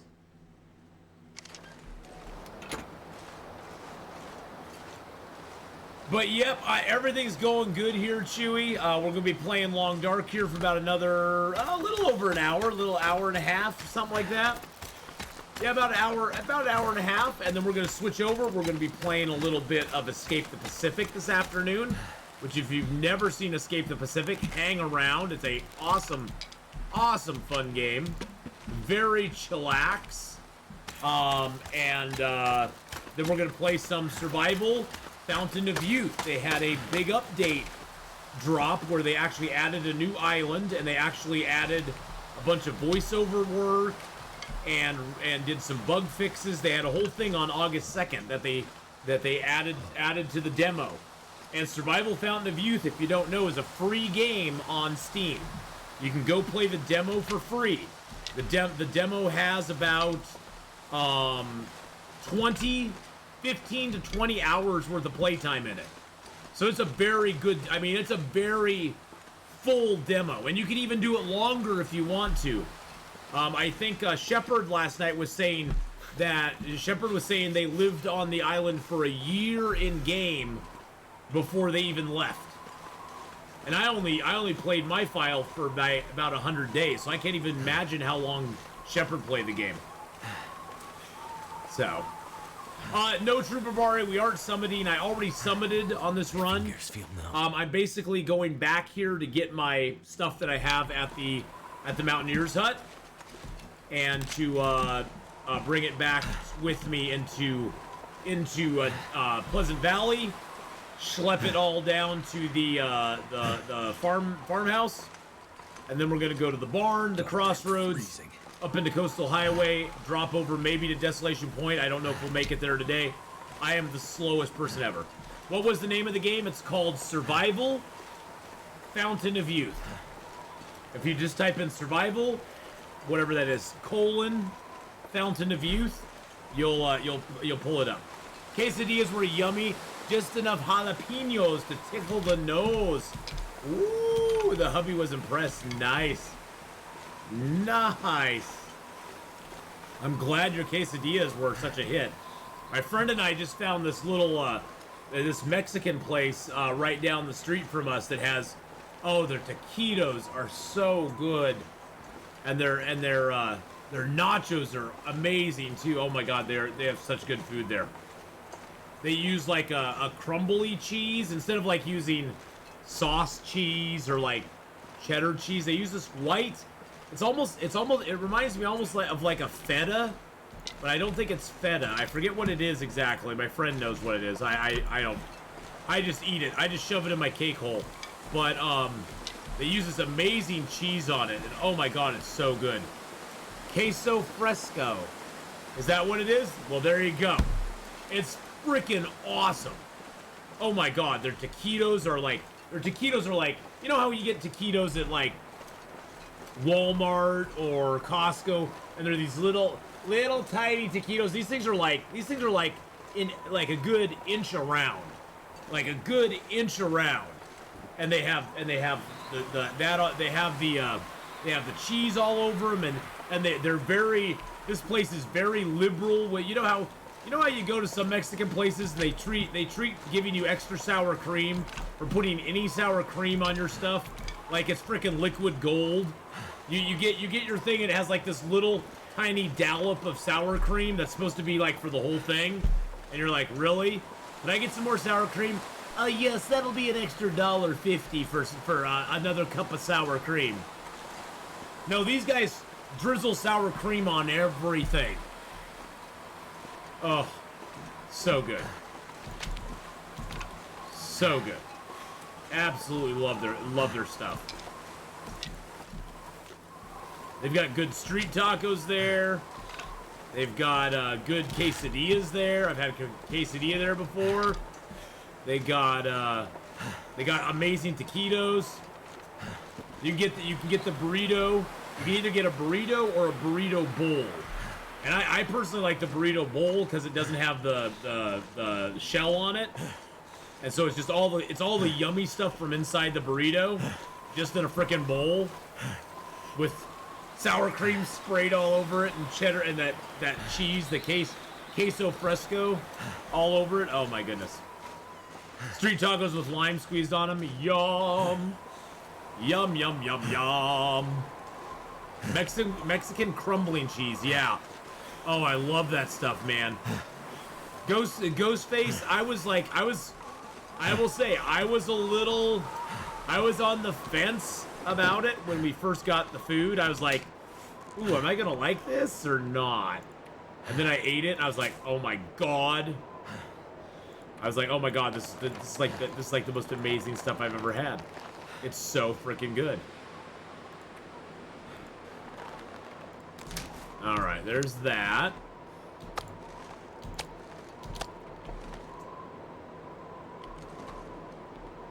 Take the hammer. I need to drop something. No, we don't. Take that. Take that. You know what? I don't need the crack. No, I'm gonna take crackers with me. Take my hats with me. my pry bar with me, my torch with me, my extra that with me. Oh, we're only at 52 kilos. Nice! Nice, that worked out well.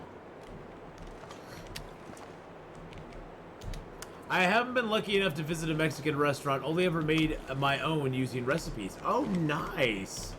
Well, Miss Honeypot, if you ever come to the States, you'll have to hit up a good Mexican restaurant. You'll want to look at reviews and stuff though, because some of them have really crappy food. Some of them have really crappy food. There's a lot of them that are really good. Usually the hole in the wall ones are way better than, like, honestly, I'm sorry, I know there's people out there who probably like it, but Chipotle is garbage. You know, it's like that's more like there's Mexican food and then there's like Tex-Mex stuff, which I don't like the Tex-Mex stuff very well. I think Chipotle is more of a Tex-Mex, isn't it? Isn't Chipotle more Tex-Mex? I didn't like their stuff very much. I had their stuff and I was like, okay, that's kind of gross. Because my friend was like, oh, we gotta go try Chipotle, it's so good. And I was like, it doesn't sound very good. And I tried it and I was like, no, I'm okay. I'll go to my little hole in the wall that's like a 10-foot by 10-foot shack beside the road to get my Mexican food. Because it's way better.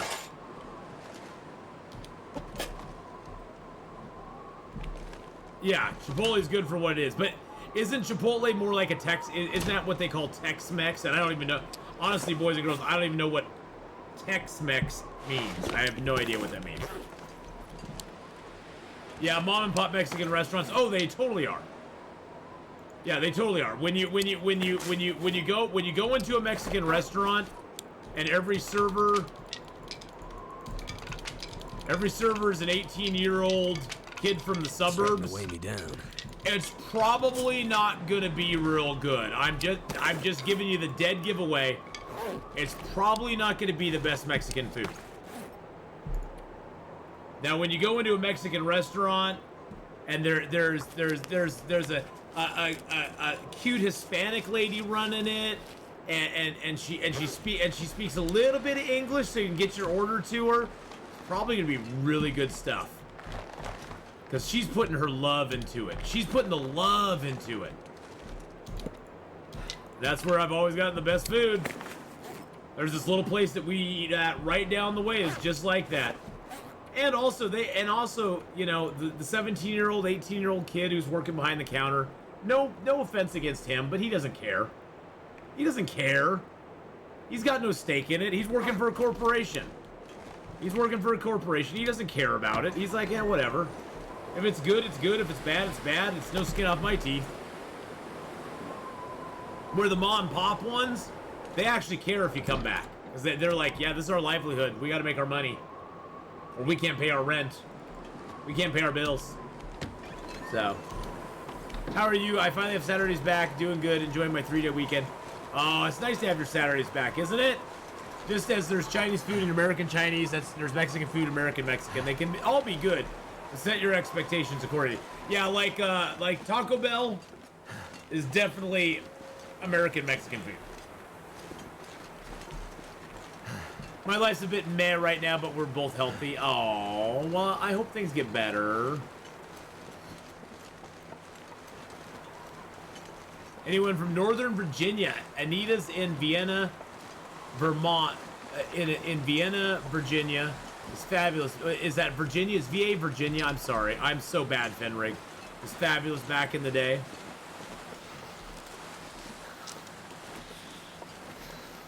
Yeah, I'm very picky about my restaurants. Yeah, I'm glad both of you guys are healthy as well, you know? Everything else in life you can kind of struggle through. Your health is something I hate to see people have to struggle through. I mean, if it's money or not feeling good, you know, mentally, that's bad too, though. But I think of health as mental and physical, so. Most of the other crap in life you can kind of struggle through and be like, okay, I'll just gotta deal. We all got crap in our life. So, sometimes you want Taco Bell, sometimes you want real Mexican. I live in China, but made a point of going to Panda Express here just because I can. Feel my feet. I can't stand. I used to love Panda Express. I cannot stand Panda Express anymore. I always feel so gross. I always feel so gross after eating at Panda Express. I don't know why. I don't know why. Oh, my mental health, Mrs. Honeypot, has been horrible this entire year. This has been the roughest. This year has been the roughest year for me since I got divorced. Damn. Which was almost Freezing. 20 years ago, plus. And I don't know what it is. Just a lot of things, I guess. Things are getting better now, though, too, so I'm glad about that. Yeah, you've had some events. Yeah, you know, there's been a few things going on.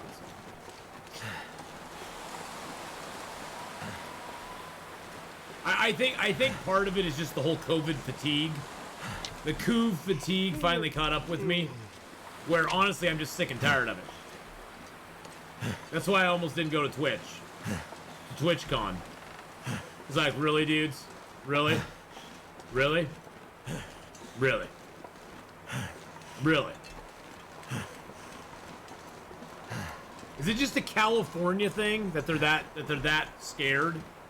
I don't get it. Even the CDC just came out and said, yeah, you don't really need to do any of this stuff anymore. It's going to be fine. Which, honestly, I was going to be fine either way. But, yeah.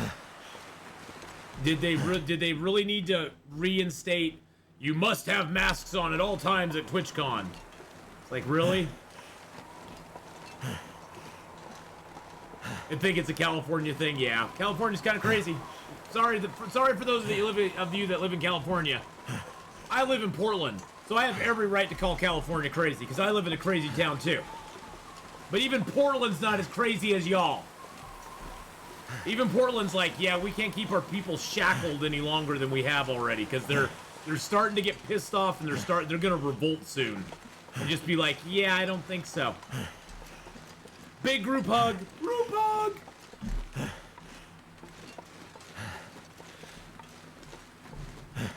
Yeah, you know, Saharan, people in Portland were getting really tired of it. To the point where my friend and I would go into bars when the mask mandate was still in place, and everybody just took their mask off and said, screw you. Everybody was like, yeah, you know what, we aren't going, if you want to stay open, you're gonna have us in here with masks off. Sorry. It got to the point where I was like, you know what, if you are that scared of life, or if you are that either immune compromised or scared, you either need to stay home or do everything within your power to stay healthy. What I do, once you've got your shot, your mask, your double mask, your triple masks, your double boosted, triple boosted, and I'm not a doctor, but this is my own opinion, once you're all of that, how does anything I do, if it's supposed to protect you, which is what we've been told all along, how does anything I do make any difference on that? If I don't wear a mask, how does that change anything? You're wearing the mask, you're double boosted, you're double, triple, quadruple boosted, you're vaccinated and everything, right? I'm vaccinated, so how does that change anything? Even the CDC now has come out and said, yeah, it's okay. It's fine. See, it's all good. Now it's inconvenient to follow the science? I mean, that's what we heard for 2 years, follow the science. Now it's inconvenient? Yeah. Yeah, logic is hard. Logic is hard. That's the thing, is like, I'm not trying to argue the science of it. I'm just saying, how does it make logical sense? Where does the logic fall into this? That's the thing that I'm trying to figure out, is where does the logic fall into it? I understand there are people out there who are very compromised, but then again, how are they not compromised against, say, the common flu? How are they not compromised against, you know, the 100 other diseases that are out there all the time?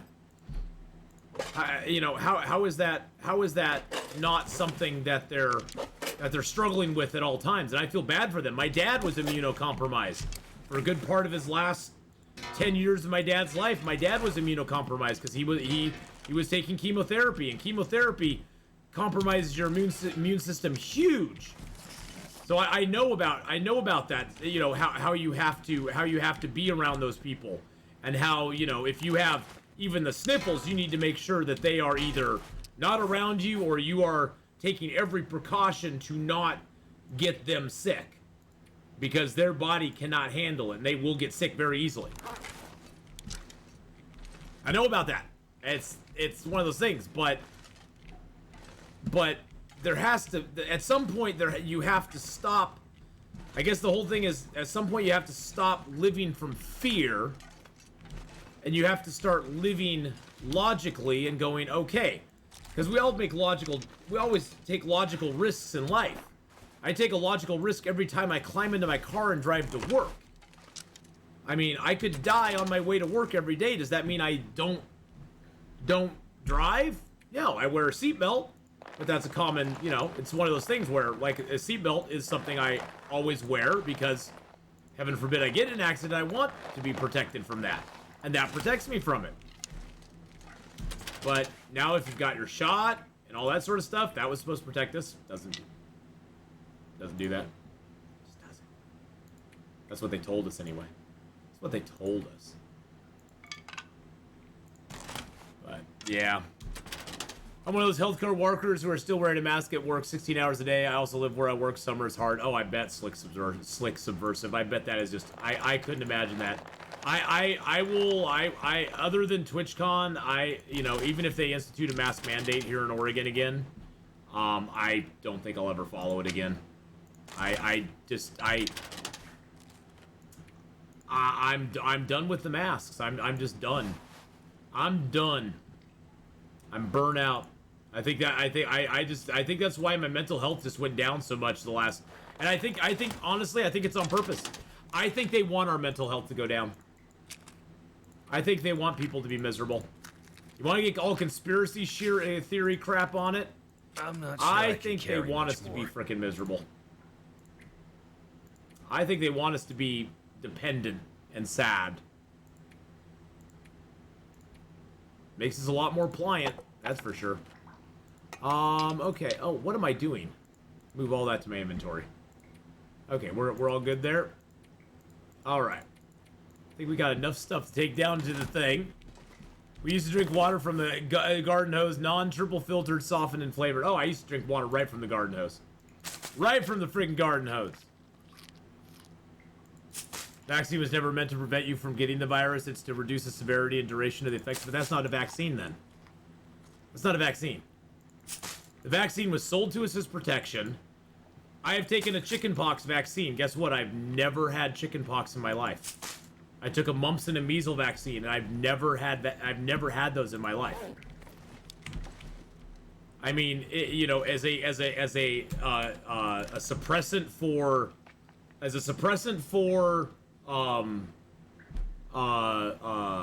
symptoms.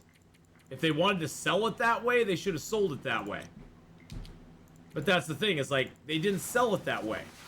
I wish they had. I wish they had been more open up front with that. The pressure to enact indoor COVID measures from the attendees of Twitch partners. Oh, I guarantee you, it's a Trooper Bari, that there is always a loud, very loud, small minority of people that will always push for something like that. I would bet you if they took a poll, I would like them to take a poll. I'd like them to send out an actual poll to everybody who's on Twitch and say, to remain on Twitch, you must answer this poll. Did you want mask mandates at Twitch, at TwitchCon? I would be willing to guess that most people did not. Because to me, nobody ever asked me. Nobody ever asked me. It just pisses me off. It just does. If they really felt that strongly about it, they should have not sold tickets to TwitchCon before they announced it. That's my main gripe. It just feels very underhanded and slimy that they sold tickets to TwitchCon before they announced it. It was almost like a, oh, by the by, now that you've already got your ticket, we're not gonna implement that. That's the thing that just annoyed me. It just rankled me. It hit me the wrong way. So it hit me the wrong way, which just it just made me sad more than anything, because I was so, you know, when you're like so excited about something, and then you're kind of like, oh. But we don't need to get on this. We don't need to get on this. We're good. We're good. I'm gonna go to TwitchCon still. I'm gonna wear my mask like the good little slave that I am. I'm gonna wear the mask. Turned out pretty well. And comply. I'm gonna bend the knee and comply. So I'm gonna go to TwitchCon and do it. Believe me, I'm gonna talk to somebody before that or at that. But yeah, I'm still gonna be there. I'm still gonna try to enjoy it as much as I possibly can. Am I still cold? Oh, it is freezing. It is butt freezing cold. They should have warned people before. That's the thing. That's the only thing. I don't even see. That's the thing. Is like it's not so much. I personally do mind the masks. I always have. But it just, if they had said before, if they said, okay, TwitchCon's coming up, just so y'all know, we've got a lot of response from creators and people who are wanting to attend, that they really want to have the mask mandate in effect. And honestly, see, the other thing is, if those people want to wear masks, what's stopping me from letting them wear a mask? There's nothing restricting them from wearing a mask there. This much gear. Why do they have the right to dictate what everybody else does? That's still the thing that rankles me. That still rankles me. And it's always gonna rankle me. What gives them the right to make me wear one?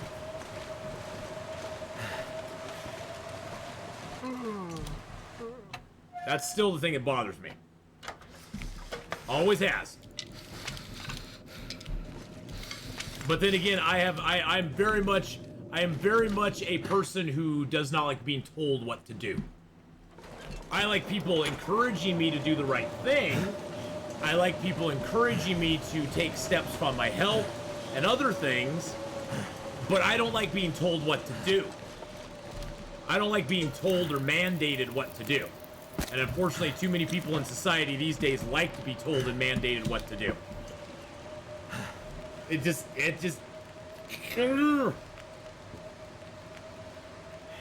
As a woman, I love the masks in public. People leave you alone. I think mask protect the people around you. If you have COVID, mask prevents spreading.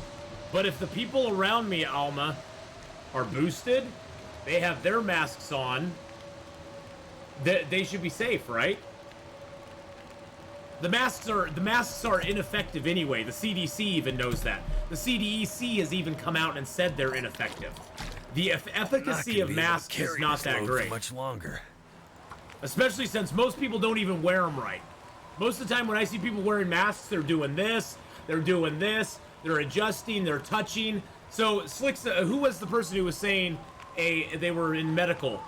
In healthcare, for healthcare workers, Slicks Subversive, how often are you supposed to touch your mask in a day before you change it? How effective is a mask that you're constantly touching with your hands all the freaking time? Not very effective at all. Yeah, exactly. Never. Never. That's the point. Yeah, when you touch it, you have to change it, period. The cloth masks don't work. Cloth masks are just basically a face diaper. They don't work. You need to have the medical mask, the medical grade masks to actually work. And that's the thing, is like, when you touch it, you basically ruined any chance you have of being... That's why you hear people get... unless it's an N95 mask. They're crap. They're crap. And that's the problem I've always had. It's like, okay, it bothers me so much. Oh, bothers me so much. No power in the verse can stop me. I'm sorry, I'm going on another rant today. What is this? Rant? It's rant month with rant month with Atheenon. It's old man ranter. Old man ranter. That's the thing. If you never touch your mask, you'll be perfectly safe. So if you're wearing the mask, there's nothing I can ever do. If you're wearing an N95 mask and you never touch it with your hands, except to take it off and put another one on, there's nothing I can ever do by not wearing a mask that's going to affect you. If you're doing it properly. Problem is, most people don't. It's rant month. Yes, it's rant month. It's rant month. I'm sorry, everybody, that I'm ranting so much. We'll calm the rants down and we'll just play some game for the next hour. How does that sound? But yes, I will be going to TwitchCon. Begrudgingly, I'll be wearing the mask, but I'll do it because I want to, and I miss TwitchCon, and hopefully next year the fear will be less, and people won't be so damn scared of everything, and we'll be able to actually move on and live our lives like 90% of people are living their lives anyway. Because that's what most people are doing right now. But we're gonna play some more Long Dark now. I'm sorry if I pissed anybody off with my rant. Believe me, they're all my own opinions. They have nothing to do with actual science facts or anything other than just my own trying to work through things. I work through things by thinking about them, by talking out loud about them. And so for me, the best way to work through stuff is to talk about it and just hear my own self. And if my stuff makes sense, it makes sense. If it doesn't, it doesn't.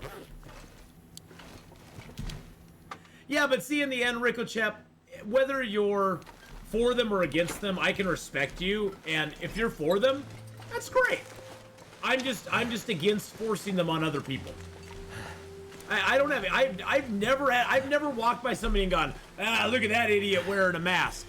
I don't know them. They may be compromised. They may be old. They may have some other issue or something that I don't know anything about. I'm not gonna judge anybody on it for sure.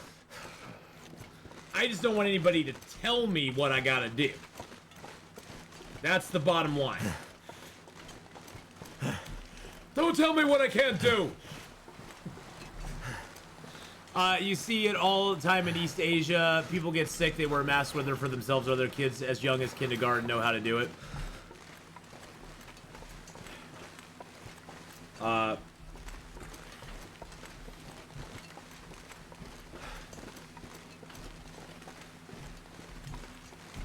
There we go.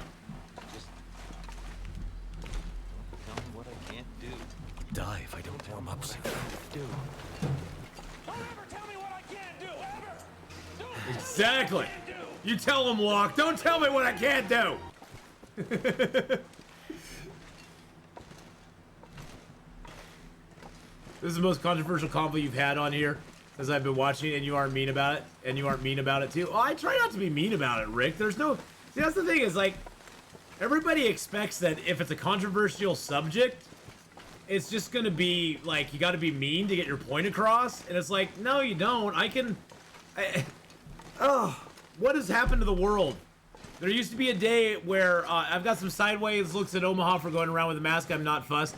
If they had to go back to where I have to go back to, maybe they'd think differently. Yeah, exactly. See, and that's the thing, Trooper. If I saw you on the street, I would never judge you for wearing it. Made it through another I would night. never judge you for wearing it because it's like, I don't know your situation. You're having to go back to Asia. You're having to go back where it's way more restrictive than it is here. You're having, I mean, sure, you know, where you're going, they aren't locking people and welding them into their houses if they have problems. But you know, that's a whole different story. But you aren't going to that sort of situation. But you are, you know, having to go back to a situation where you don't want to risk it at all. And I get that. I totally get that. Yeah, people can do what they want. People can go get 15 booster shots if they want to. People get the. See, that's the thing is like, every year the flu shot comes around. I have never got a flu shot in my life. Ever. First off, I don't like shots. Second off, I don't trust the crap they put in anything because it's the government. I just don't. As growing up in the 80s, Gen Xers were very non-authoritarian, don't tell me what I can't do type people. Gen Xers are just generally that way. I don't trust the government. I just don't. Never have. I don't care who it is. I don't care if it was Bush, Obama, Trump. I don't trust none of them. I think they all have their own agendas, and they ain't got my best interest at heart. None of them do. I think some of them have, you know, some good things that they do and some bad things that they do, but do they have my best interest at heart? Hell no.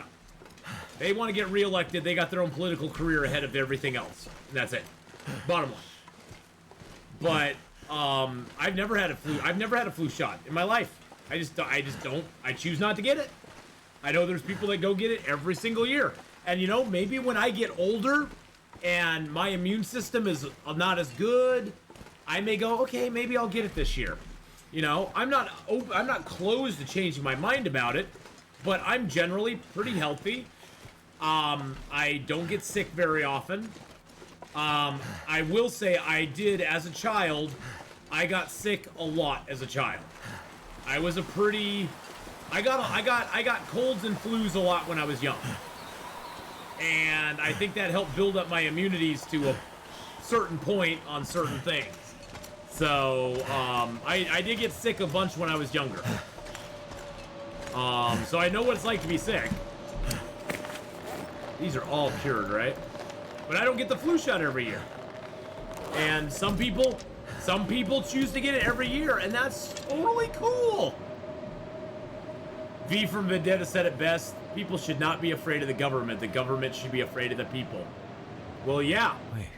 Our founding fathers here in America, I know for those of you overseas, this is a little different, but I was always taught in school that our founding fathers, their biggest fear was that our government would turn into a tyrannical government. That was their biggest fear. They were trying to get away from that, and they wanted to not have that recreated down the road. That was one of their big fears, that they didn't want they didn't want to basically break away from a tyrannical government only to set up another tyrannical government. I mean, that was something they were very scared of. Oh wow, is it really cold in here? Wow, it is really cold in here.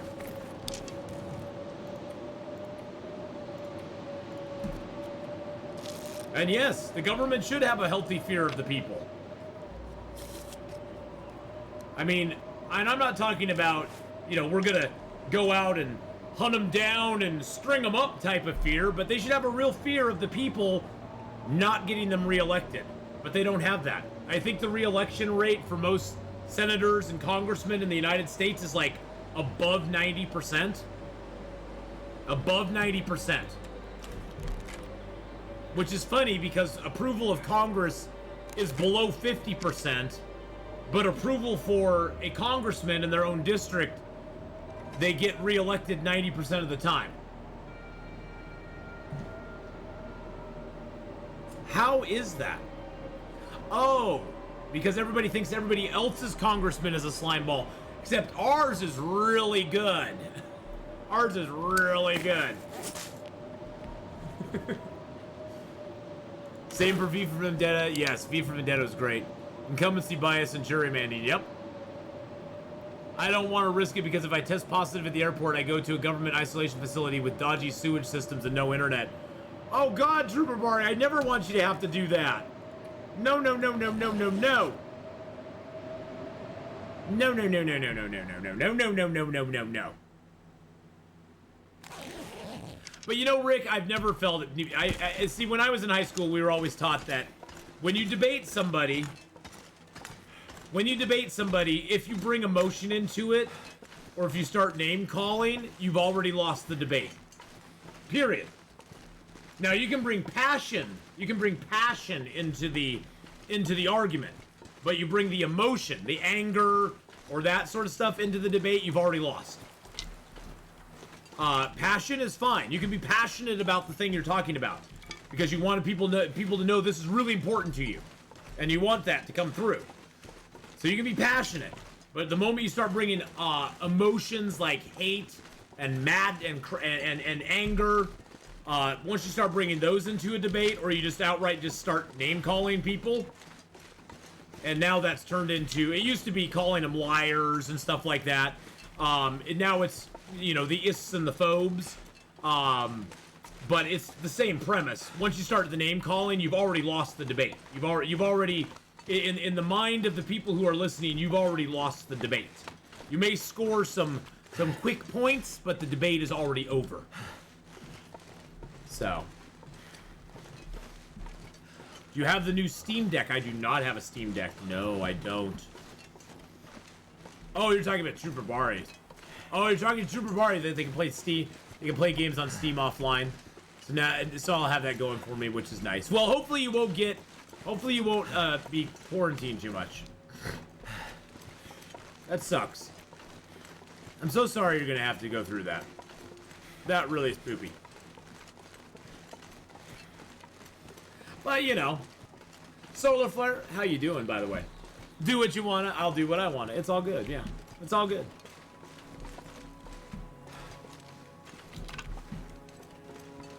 Can we do Apple versus Android next? Oh, I always go with Apple. I honestly, Slick Subversive, have no preference whatsoever. No preference whatsoever between Apple and Android. I mean, I love my iPhone. My best friend, she loves her Android phone. And, you know, it's all good.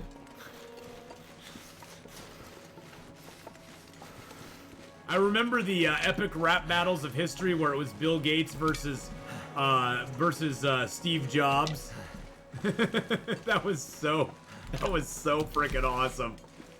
God, epic rap battles of history were so great back in the day. Like a lot of gear. So great back in the day. Oh my God, I love those. They did them so well. Has anyone tried the new Steam Deck? I have not tried the new Steam Deck. By the way, Fire Monkey Rob, V for Vendetta is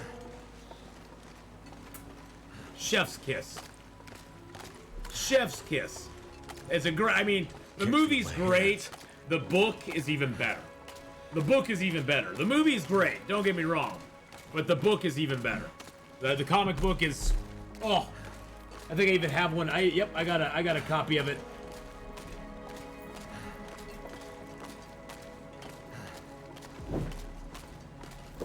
Got the graphic novel, baby. V for Vendetta, my friends. Oh, the artwork inside is just phenomenal. Great story. Oh my God, I have to read this again. Alan Moore, David Lloyd. Wow. What a great. I'm gonna have to read that again. Yeah. V for Vendetta. If you don't own it, go out and get it. It's a great book. Alan Moore, he is batshit crazy, but great author. Alan Moore's a little one flew over the cuckoo's nest, but god dang. Good God, look at the stuff. Look at the stuff that's in the back here. Watchmen, Batman Killing Joke. Wow, that stuff's being advertised in the back of this. Batman Killing Joke was really good too.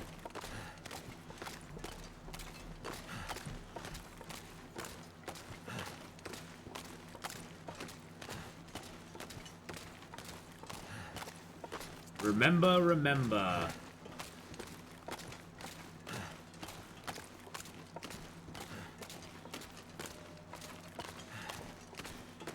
Wow. Yeah, go definitely check it out. If you've not watched for V for Vendetta, it's great. What's his name? Hugh. Oh God, I can't remember his name. The guy who was in Lord of the Rings. He's also the Mr. Anderson guy in The Matrix. I want to say Hugh Laurie, but it's not Hugh Laurie. Hugo Weaving. God, it's Hugo Weaving. Yes, Hugo Weaving's in it. Who was the gal who played the? Who's the gal in it? Hugo Weaver. Yeah. Well, that's pretty damn close. It's closer than I got. I was thinking Hugh, like Hugh Laurie. You seen the movie? Oh, V for Vendetta's great. I love V for Vendetta. I love history and philosophy. Yes. History's fun. History's fun. Who else was in that movie with him? I remember she's famous. She's pretty well known. Natalie Portman, that's it, yes. God, that was Natalie Portman. Holy crap. Was that before or after Star Wars? Was that before or after Star Wars? Or was that during Star Wars? It was before Star Wars. Wow. She was just a baby. She was just a baby. After or during. Oh, okay. That movie was from 2005. Oh, okay. So it would have been sort of during the whole Star Wars thing. Before, after, during. Movies from 2005, you think? Hey Siri. What year was V for Vendetta put out? Here's an answer from wikiko.org. No, not the comic. No, not the comic. Is a comic book Oh, series. wow, it's 82-86 for the comic. That's pretty cool. Hey Siri. What year was V for Vendetta the movie put out? Okay, I found this on the web for what 2005. It was 2005, so it was sort of like in the middle of it there then. Because was that before or after Attack of the Clones? I think it was after Attack of the Clones. But yes, definitely go pick up V for Vendetta. It's an amazing book. I think the soft copy is like 20 bucks. Amazing story. Wonderful artwork inside of it. Oh look, I have food here. Yay. Wonderful artwork inside of it. You'll really enjoy it. And it's actually better than the movie in some ways. Some ways it's better than the movie. So at least I think it is. Oh wow, we have whetstones here. We've got cloth here. We got stuff and things here. Let's move all that to our inventory so we can figure out what we're doing. Let's throw our rabbit hides in here. Let's throw our deer hides in there. The cured black bear hide. Oh, wait a second. Wait a second. Is that what I think it is? Oh. Aw, damn. Guess what? So I have a bear skin right here too. Okay. Alright, alright. I got a bear skin there as well. That's cool. I'm gonna drop my extra clothing here. I can't do it, boys and girls. I can't bring myself to destroy them. I know I should, but it's like a seal door with the one ring. Elrond standing behind me going, "Destroy it!" And I'm like, no. Like, no. Giraffes are aliens for 50 freaking months! Woo! Thank you for the 50 months! Our baby's almost as old as me.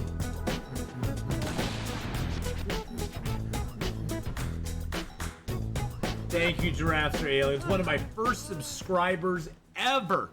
You see that little number one by their name? That's not just because they're number one. It's not just because they're number one in my heart.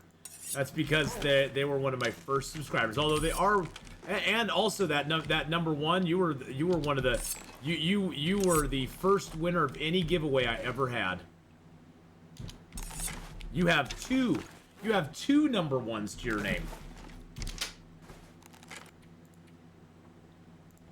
That's pretty cool. Okay, let's throw those in there. Let's throw these sewing kits in there.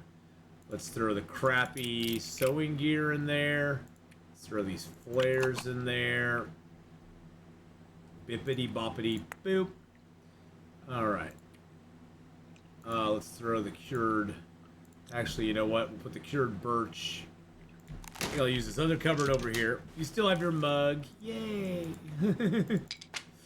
Yay! I'm glad you still have your mug. There we go. What game were you playing when you started streaming? I was playing EverQuest when I first started streaming. I played EverQuest and EverQuest 2.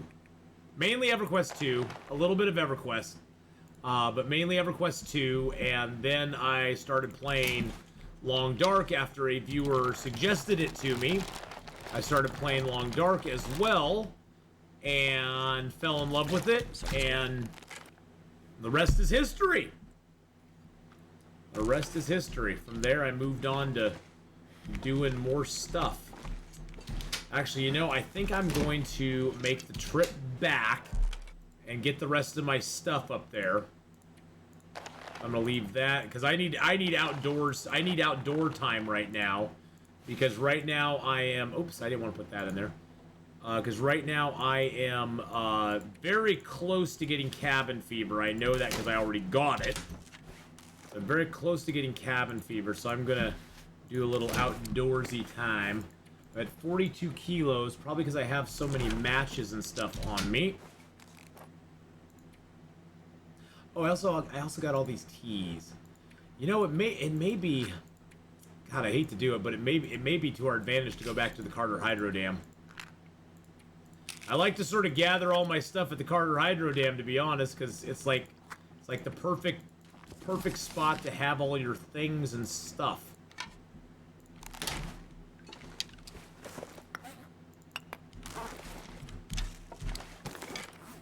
Drop all those there. All right, down to 37 kilos. Let's leave a few of our birch bark teas here as well. Oh yeah.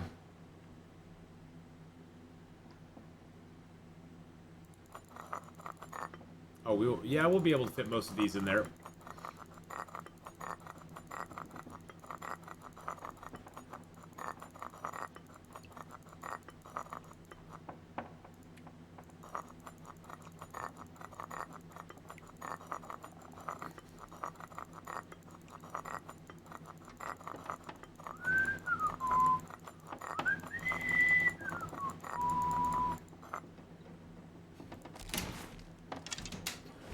And we'll put a few more in here.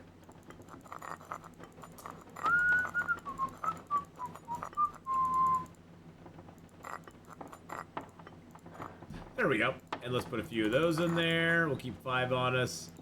We'll keep a few of those on us. Keep 4 coffees on us. Throw a few cattails in here too. Trying to get my weight down, so anything I can do to minimize my weight is good. It's all good. Alright. The thought of someone walking around with 100 cups of teas in their pockets is humorous.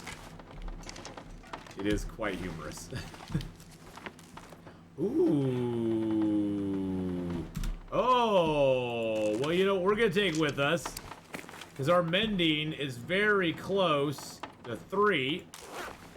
Or to 4. I wonder if that mending book could get us closer. Oh, yeah. Oh, yeah, that totally could get us to 4, I think. Nice! I didn't know I had a mending book around, boys and girls. That's awesome. That is freaking amazingly awesome. Good God, that's a lot of wolves out there.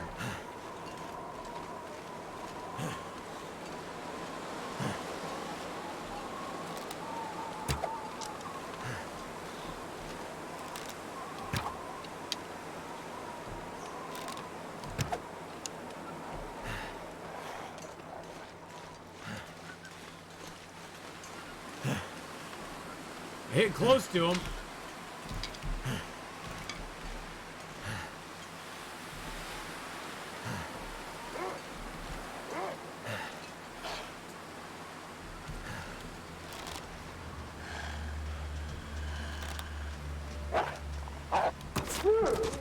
Oh, you little sneaker. You're trying to do it fancy style.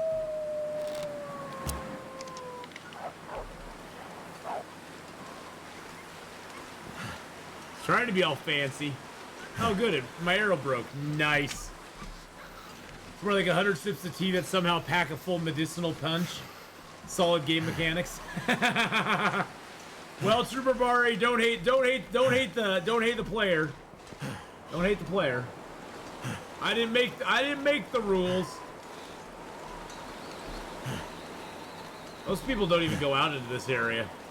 This area here very rarely sees people go out into it. Most people just go on the river like I do. I usually don't even go this way, to be honest. I usually don't either. I mean, it all drops down to the same place, but... Or approximately the same place, I should say. It leads right out over here. Just going down the river is much safer. You don't have to face any of the wolves. I just decided, why not, since we're here. I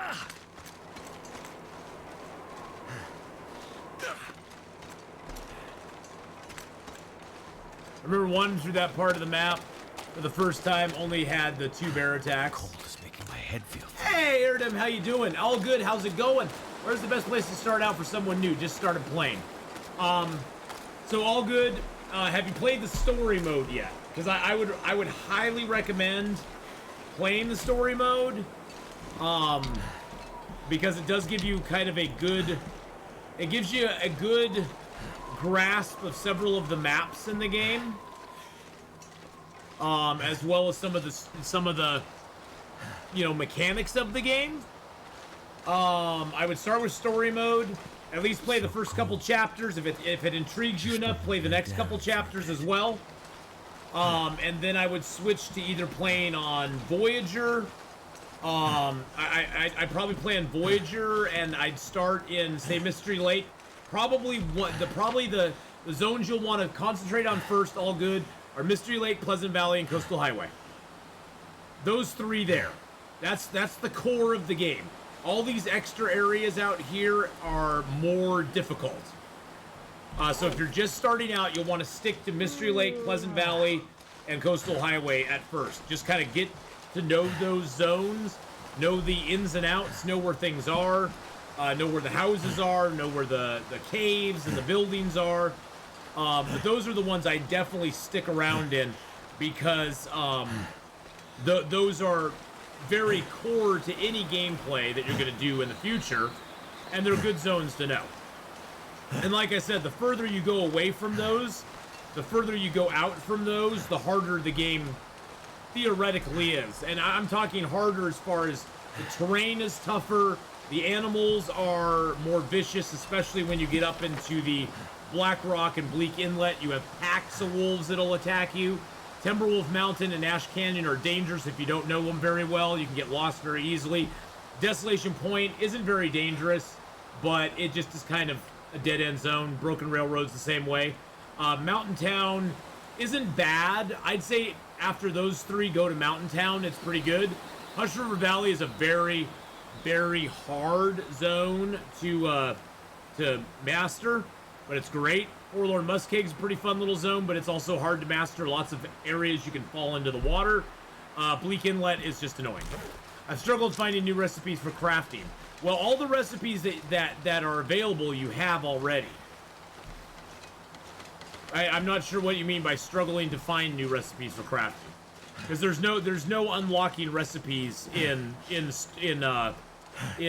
survival mode. In survival mode, as long as you have the materials to make the things, you can make them. Well, except the boom cans. I forgot about the boom cans. Those you have to get it for. But the recipes, you have all the recipes already there. You may or may not have the, the items that you need, or the workstation you have to be at to craft it at. There's certain things you can craft in your hands. There's certain stuff that you can craft with your hands. Certain stuff you have to craft at the workbench. And then there's certain stuff you have to craft at the forge, and then at the ammunition table. It could just be because of the mats. I would say look at the mats. Look at what you need to create it. Like an arrowhead, you need a scrap metal, a forge, and a heavy hammer.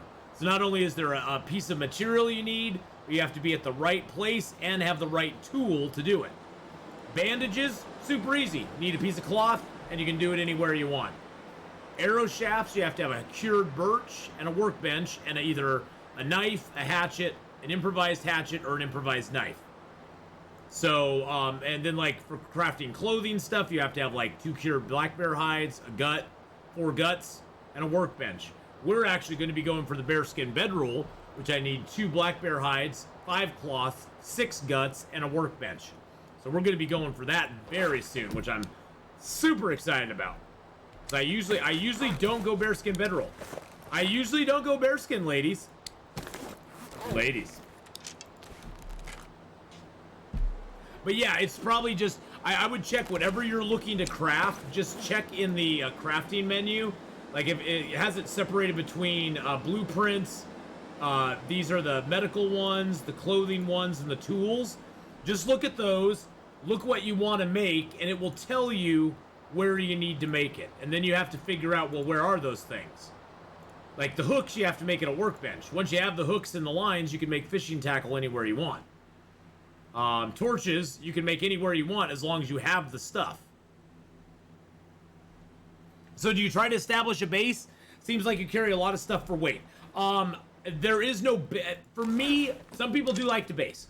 For me, I don't really carry, I pretty much carry what I need on my back. I will usually set up a general base of operations here in Mystery Lake. Between Mystery Lake and the Winding River, there's the Carter Hydro Dam.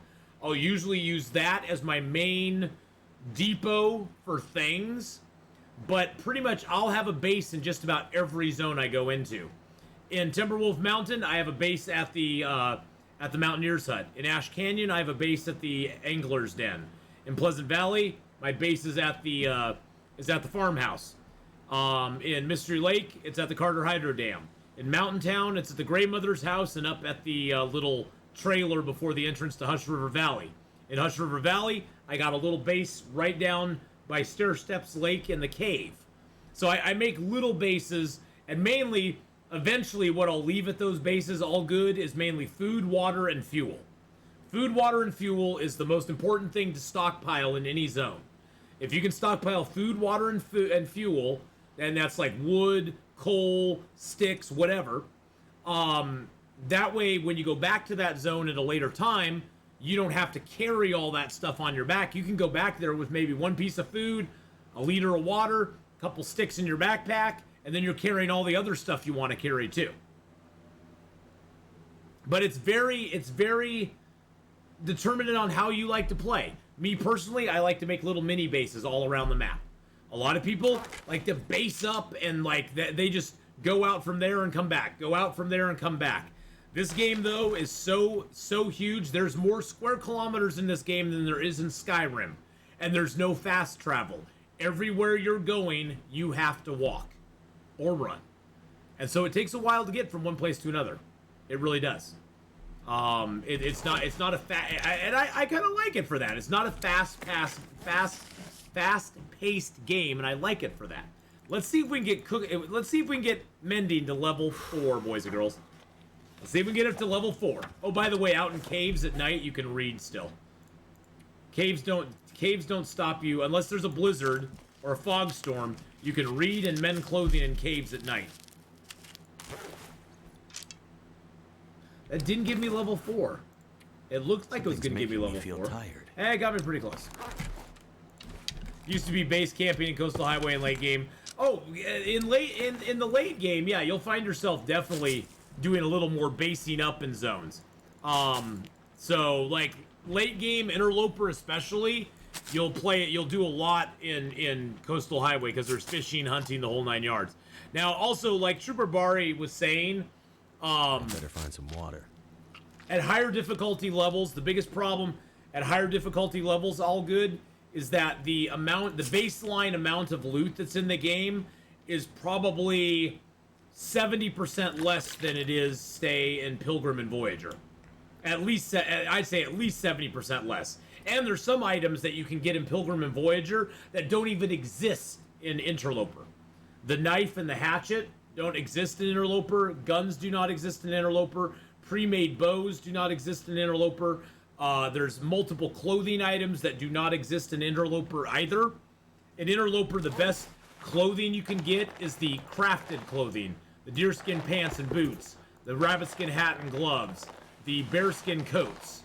Those are the best things you can get in Interloper. There's nothing man-made that will be better than those. In Pilgrim, Voyager, and Stalker, you can get better man-made clothing than the crafted clothing that you can make. The crafted clothing really, it's a status symbol more than anything. And some food doesn't exist. Yeah, some food. There's no go drinks. There's no energy. There's no energy bars. No peanut butter. There's a lot of things that don't exist in Interloper. Period. And of the things that do still exist, they're very scattered throughout the game. And so Interloper is kind of a way more nomadic than say Pilgrim, Voyager, or even Stalker. Because in Pilgrim, Voyager, and Stalker, you can find an area, like you can go camp out in Mystery Lake for weeks and still have food without even hunting. And you can find lots of stuff. Oh yeah, all good. The biggest thing you want to remember, is first of all, you're gonna die. You're gonna die. Just get that sort of as a baseline. Death is going to be your constant companion in this game, and you're going to die at some point. And you're going to have to start all over from the beginning. But just look at your death in the way that the way I always say this: look at your death and try to analyze it and go, okay, what did I do? And this is how you need to phrase the question: what did I do or did not do to lead to that death? Because something you did brought you to that point where you died. Even on day 473 at an Interloper, I got ganked by a wolf that I was neither prepared for or ready for. But I was not. It was my fault. I didn't bring my hatchet along. I didn't have my hatchet to fight the little bugger off, and he ate my face, and he killed me. 473 days in, and I was dead. So it can happen to anybody at any time. All good, but just mentally prepare yourself for that. It's yeah, every death's a learning opportunity, and that's the thing too. With permadeath being the only way, and hi, Miss Candela, woof, I saw you there. And with permadeath being the only mode of gameplay. Even on Pilgrim, Voyager, Stalker, doesn't matter. Every decision you make has an impact. You have to look at every decision you make and go, okay, am I making a good decision here? And there's some things you'll kind of get in the groove of. You'll be like, okay, I know what I'm doing. The decision I'm making is a good one. God, it's still a freaking blizzard out here. Well, there's just more time in a cave. So we're gonna make our bearskin bedroll next. So. I guess I'll just pass some time. Actually, instead of passing time, do I need to sharpen anything? Yes, I do. But yeah, all good. Voyager is a nice... so, like I was saying, the story mode is really nice because there is respawns. The story mode does allow you to respawn. So if you die, you will respawn and you can continue. It also gives you kind of a good tutorial. It's the closest thing to a tutorial that Long Dark has. So I mean, I highly recommend you at least play the first chapter, maybe the second or third or fourth if you really enjoy it. But if you're looking to jump into the survival on its own feet first, which is the way I did it, because that was the only thing out back when I started playing the game. They didn't even have story mode in the game. If you want to just jump into survival feet first, there's nothing wrong with that. Jump in, play some Voyager. I set myself a goal. I wanted to live to 100 days on Voyager before I moved up and played on Stalker. It took me probably 5 to 8 times before I was able to live 100 days on Voyager. No power in the verse can stop me. Dev Diary, end of September. Nice, Skunk. They've already said end of September. So play on Voyager for a while. Once you feel like it's too comfortable, step it up and play it on Stalker. I'll warn you, Stalker is a whole different world.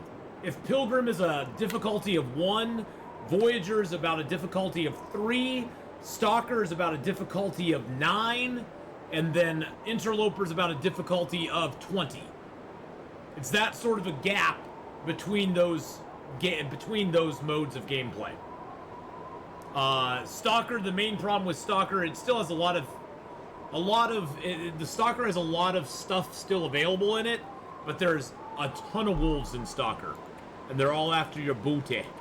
They all want to eat your booty. So there's lots of wolvies, and they're very mean. Welcome to Pleasant Valley, baby. Welcome to Pleasant Valley, where we have 24-hour storms.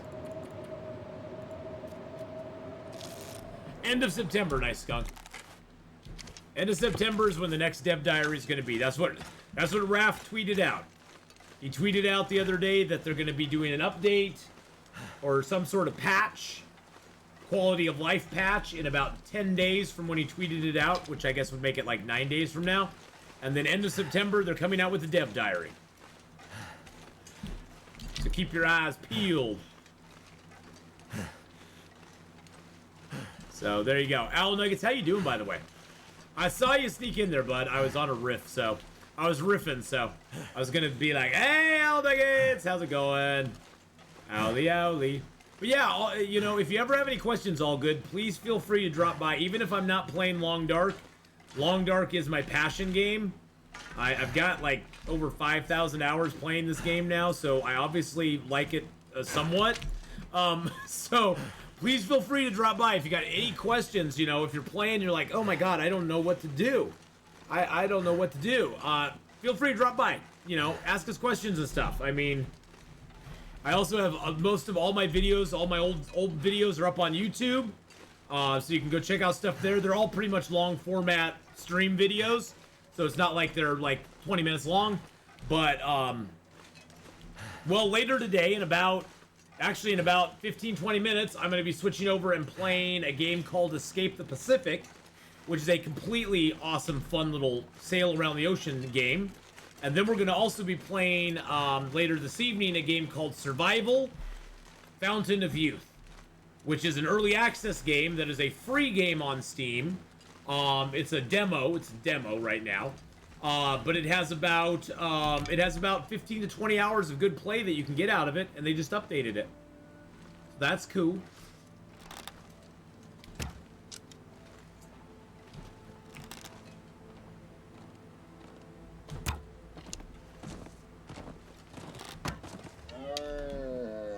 Sit down. No, don't lay on my arrows, you little jerk. Little jerk. I just need to get some food down here. I'm running out of the foods. I missed that first arrow. I only have 8 sticks. We need to go get some fuel. We need to go get some fuel, boys and girls. And thank you, Johnny. Appreciate that very much. And most of the stuff I play all good. Most of the stuff I play is generally first-person survival based. I do dabble in other things. I've dabbled in some story games. We just got done playing Days Gone. We just got done playing Star Wars Jedi Fallen Order. I played things like Mass Effect in the past, Red Dead Redemption 2. Most of them have some sort of survival aspect or something to them, but some of them haven't. Okay, 82%. Beautiful. That is beautiful. Any news about Mark Wars? Oh no, he's around. I saw him in One and Only's chat just the other day. He's around. He's keeping busy. He's a busy beeve. All right. That's empty. There's stuff in there. There's stuff in there. Okay, there's just newsprint in there. Okay, good. I got my heavy hammer here. Got all my tools. Time of day is it? Oh, it's almost nighttime. Almost nighttime. Well, I appreciate you stopping by, Owl Nuggets. Appreciate it very much. 7 Days to Die? Yes, I played 7 Days to Die as well. They stopped updating it on console. Yep. I played 7 Days to Die for a while. I enjoyed it. It just... I enjoyed it for a lot of hours, don't get me wrong. I think I played... How many hours do I got in 7 Days to Die? I mean, Long Dark, I have 5,400 hours in now. 7 Days to Die. Oh yeah, I have like 350 hours in 7 Days to Die. So I believe me, I enjoyed 7 Days to Die. I had a lot of fun with 7 Days to Die. I just kind of like, you know, I just kind of like, just lost interest in it. So Ath, you have stopped putting up your schedule. That's because my life has been very chaotic lately, nice skunk. And so I'm sort of, at this point, I'm taking it day by day. I'm not committing a whole lot. I have 5,000 Let's see. In Long Dark, I've... Well, not including playing today, 5,395 hours.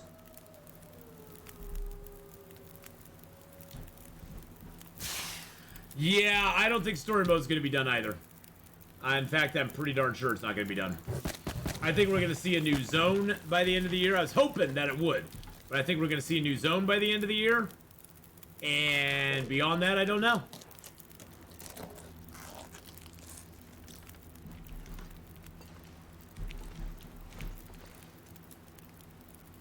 Swear to God, I heard a bear.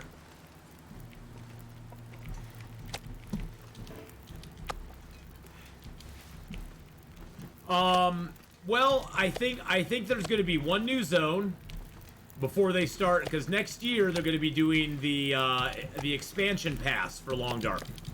So everything's going to be they're going to have paid DLCs, which I'm totally fine with, because I want to pay them more money.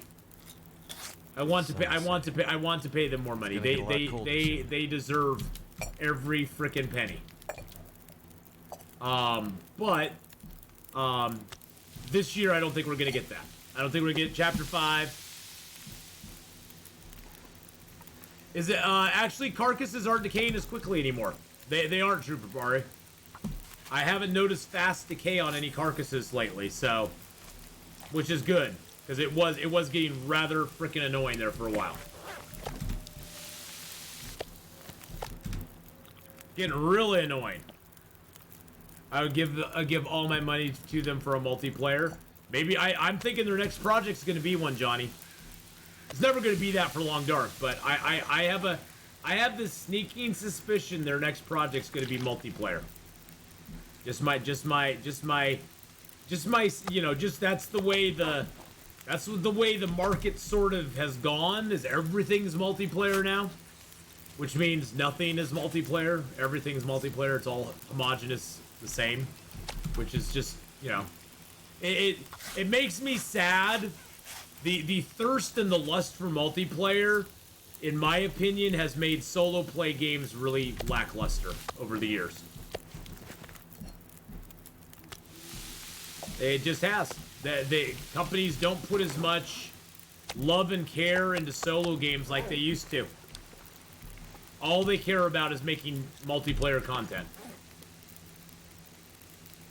And that makes me kind of sad. Makes me kind of sad.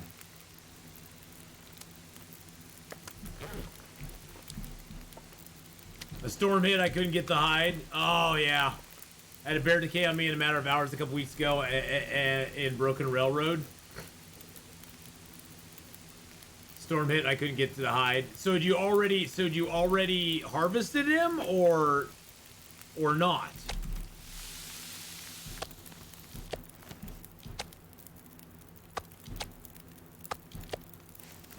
You hadn't even harvested him. Well, then I guess there is fast decay.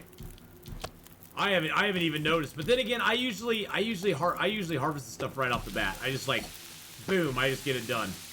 But yeah, that sucks. Yeah, I get why people want multiplayer, but isolation is part of the Long Dark's whole pitch. Supposed to be on your own with no one to rely on. Yeah, totally. Totally.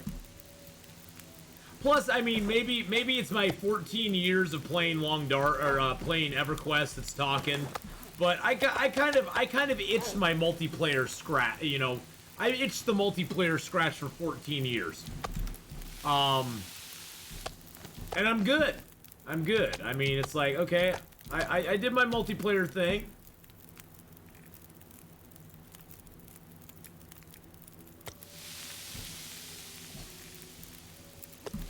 So yeah, you tried right at the start of the blizzard. Well, you know, one thing you can do that I didn't even know about, so maybe you don't know about either. If you quarter an animal, you can quarter him in stages. So if you can go find a late September. No, don't worry about it. Sorry to ask for a repeat. That's fine. Don't worry about it, Jameer. Did you say a new dev diary late September? That's what Raph said. That's what Raph put out. Yes. New dev diary late September. So if you start quartering an animal, you can then quarter him. So what I do a lot of times if a blizzard hits, I go find a cave that I can go sit in. I build myself a little fire. I get warm, I heat myself up a little tea. I drink the tea. I go out into the blizzard. I quarter for like 30, 40 minutes until I start to get cold and take a little damage.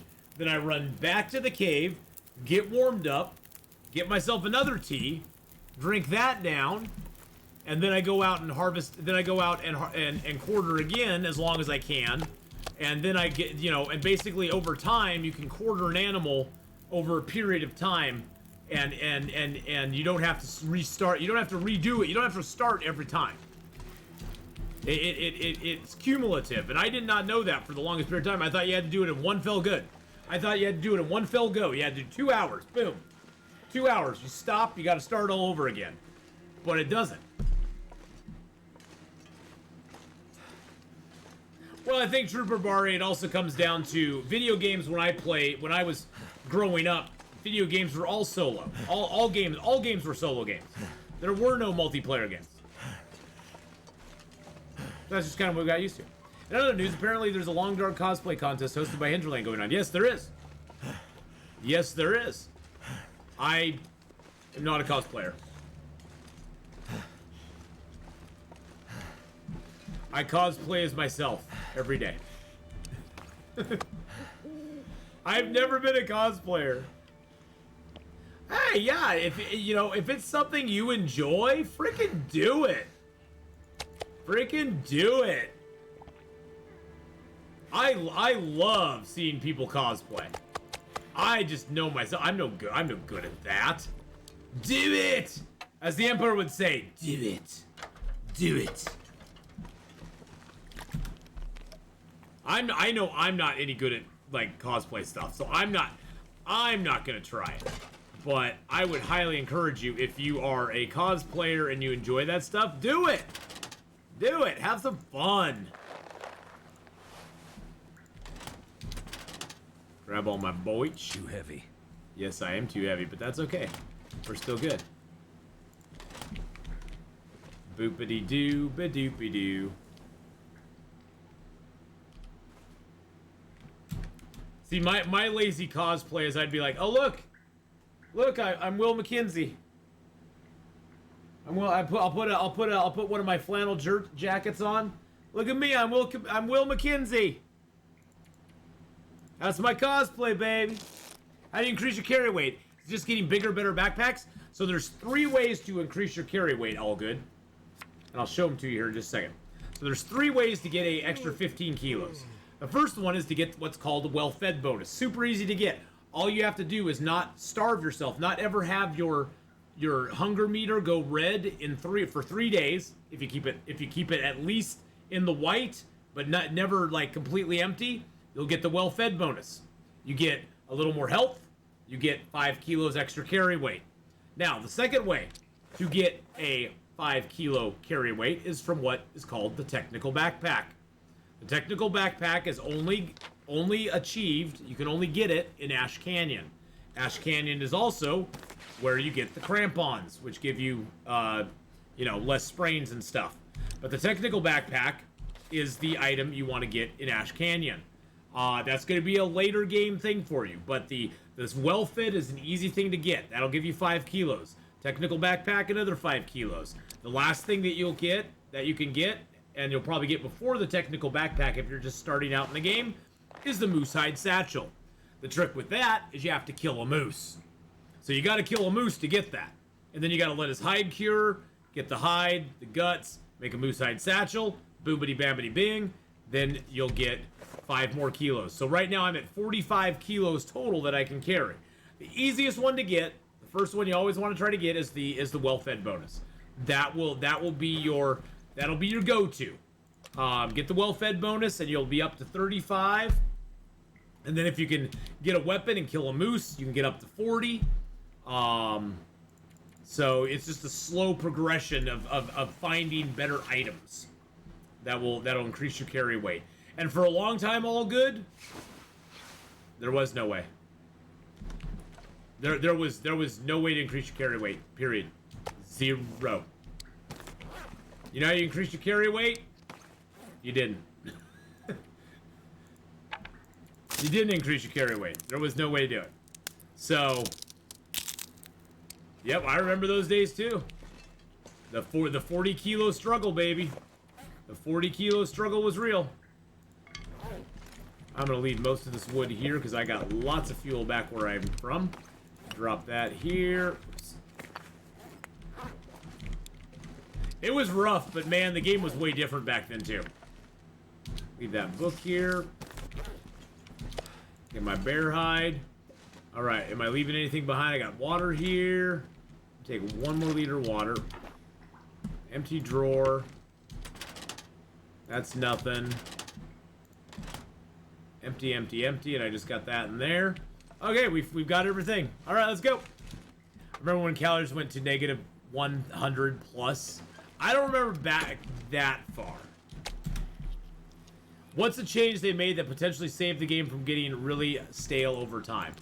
Oh, the things they, well, the game itself. Adding new zones. I mean, when I started playing this game, the zones that were in the game, these 3 were not in existence. Bleak Inlet was not in existence. These 2 were not in existence. So they've added 1, 2, 3, 4, 5, 6 zones since I started playing. The only zones we had were Forlorn, Mystery Lake, Pleasant Valley, Coastal Highway, Desolation Point, and Timberwolf Mountain. And then you had the connectors of the Ravine and Crumbling Highway and Winding River.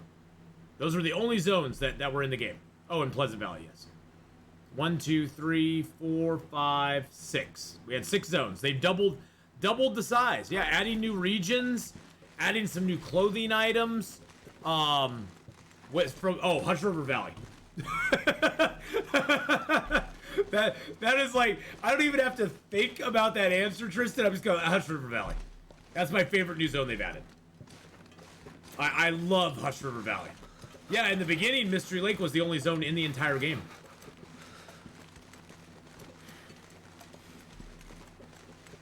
But yeah, Hush River Valley is probably my favorite new zone. I honestly, with popping back to Ash Canyon, top marks as well. I like Hush River a little bit better. Because there's no structures at all there. Nothing to craft at, nothing to do anything. But with popping back into Milton to craft every once in a while, Hush River Valley is probably my favorite. I could live there forever. Forever! There's plenty of hunting, climbing, harvesting. Just there's, you know, it's like Cheers. It's a place where everybody knows your name. It's where everybody knows your name, and they're always happy. They're always glad you came. The wolf's gonna nip at your knickers. Bear's gonna paw at your face. You want to go where the moose will turn you into a disgrace. Dun, dun, dun, dun, dun. Cattails over part of the scenery and couldn't be harvested. Oh yeah, cattails are the lifeblood. Place to escape this. Lifeblood of most survival people in Interloper. For Interloper players, cattails are your lifeblood at the beginning of the game. Hush River Valley made me least favorite. It's really cold and there's no shelter. There's tons of... You have to think everybody says there's no shelter. There's so many caves in that zone. Oh my god, let me think of them. Okay. So, there's the cave by Stairsteps Lake. There's the cave in Hush River itself. There's 2 caves down the western wall. There's the cave at Monolith. There's the cave up at the top. There's the cave above the falls area. The Point Falls or whatever that's called. There's the cave down there in the Point Falls. There's the cave. There's of course the indoor caves. There's the cave up by one of the smoke signals. There's the cave over after you go from there out this ice cave. If you get to the entrance, there's the cave over there. There's like 10 caves in Hush River Valley. There's like 10 caves. There's no warm cabin. That is true. That is true. I'll give you that, nice skunk. There's no warm cabin for me to put my feet up and get my feet all nice and roasting. That is very true. Yep, they left out the warm cabins. That's the thing. I think. See, I think though for Hush River Valley, that's part of the charm of Hush River Valley, is that there is nothing like that. I need shelves, damn it. Yeah, that I think that's part of the charm, is there is nothing like that in Hush River Valley. Hush River Valley is a very... I would love for their next zone to be as outdoors as Hush River Valley. Ash Canyon is close. The only thing that takes Ash Canyon down a notch is it has buildings in it. If Ash Canyon was just giant expanses of climbable area with caves that you could sleep in, oh, I would love Ash Canyon so much more. I mean, don't get me wrong, Angler's Den's nice, the Foreman's Retreat's nice, the all that stuff, the mining camp's nice. But it takes it down a notch for me. Okay, but if the Long Dark was real and you were stuck on an island, what zone would you decide to live in? Oh, Milton for sure. All those houses? I could break that. If it was real life, can you imagine how much fuel you'd have with all those houses around there? I don't care about Long Dark rules, but there's a lot of fuel in a house. If it was a real Long Dark situation, I would choose Milton every day. Every day. There's just so much stuff there. Plus all the cattails, plus all the wolves that you can just kill. Once I get my cooking to 5. Where am I now? We're in Pleasant Valley. It's actually pleasant out. It's actually pleasant in the valley. We're in Pleasant Valley, heading back to the farmer's, the farmhouse, which we're going to sort of set up as our little mini base here before we head over to Coastal Highway.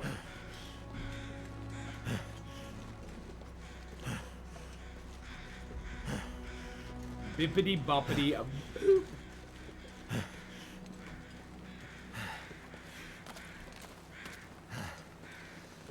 And by the way, boys and girls, Stream Elements just reminded you in chat, but please check out our new stream team, all of its members at the Pause Fellowship.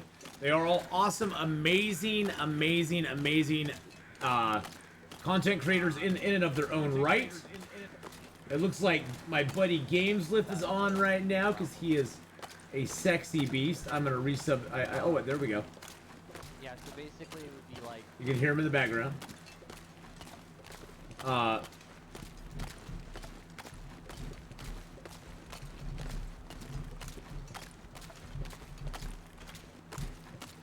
There we go. 52-month resub with Gameslift. I'm one of his first subscribers. Why do you think Hinterland was so against adding Interloper for a while? The reason, Tristan, is that the original vision of this game when they originally pitched it was that it was going to be a story-based game. The survival aspect of this game, I think, took them by complete surprise. That people would actually be interested in playing a survival game like this. And basically when it was first put out there, and believe me, this is all secondhand knowledge, it's nothing, because I wasn't around back then, but initially when they put out the beta test of it, they were like, here's the game, play around in it, let us see what's wrong with it, what's not wrong with it, let's see what's up.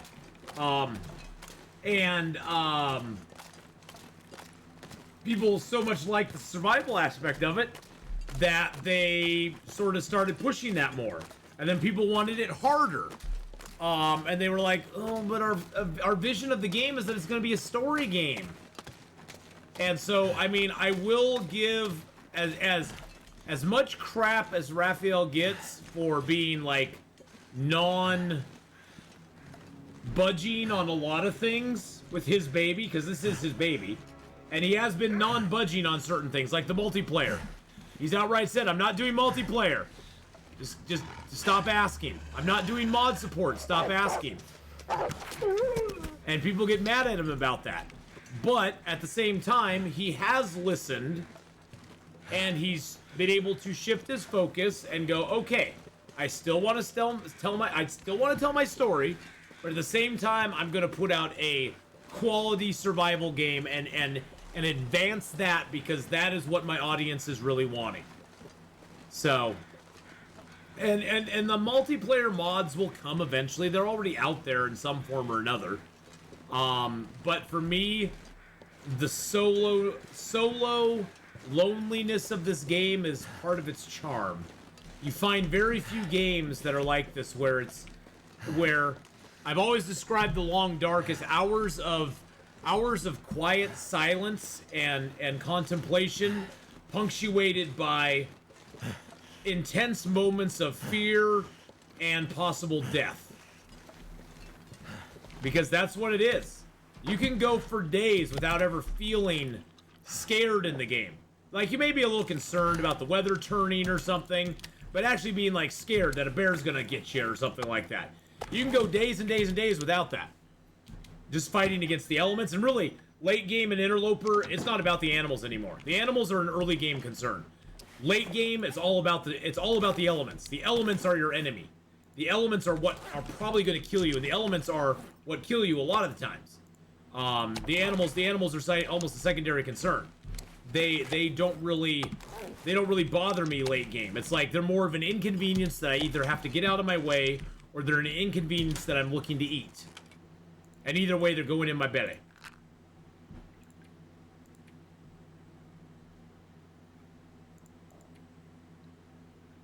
Alright, what do we want to take to us? Take the Desolation Point with us. So we're going to make that decision now. I got all the teas I need. Okay, teas are there. I got enough matches. I'll find more matches there too. Food I don't have in there. Boppity bip. Bippity bop. I'm going to take at least one flare with me just cuz. I'm going to take a couple of rabbit hides. And a couple guts. Oops. That's just to repair clothing with. And I'm going to take another deer hide. And then I'm going to leave. Doesn't the weather become unsurvivable after a while, no matter the clothing? Oh, it's already that way. Interloper's pretty much that way from the early get-go. Interloper, the clothing in Interloper sucks from the very earliest moments. I thought I had so much more maple. I know I have more maple. I probably just didn't get it out. That's okay. It's not like I need it. It's probably up in Timberwolf Mountain. I'm actually going to take all of my arrow crafting stuff downstairs here. We're also going to take... Oh, I got 61 cloth on me. I guess I'll leave most of that here. Do items respawn? No. There's no respawn in the game. Well, there's certain things that respawn. Let me clarify. There are certain things that respawn in the game. Wood respawns, tree branches, sticks, and coal. Those all respawn. Animals respawn. Let's see, what else am I forgetting?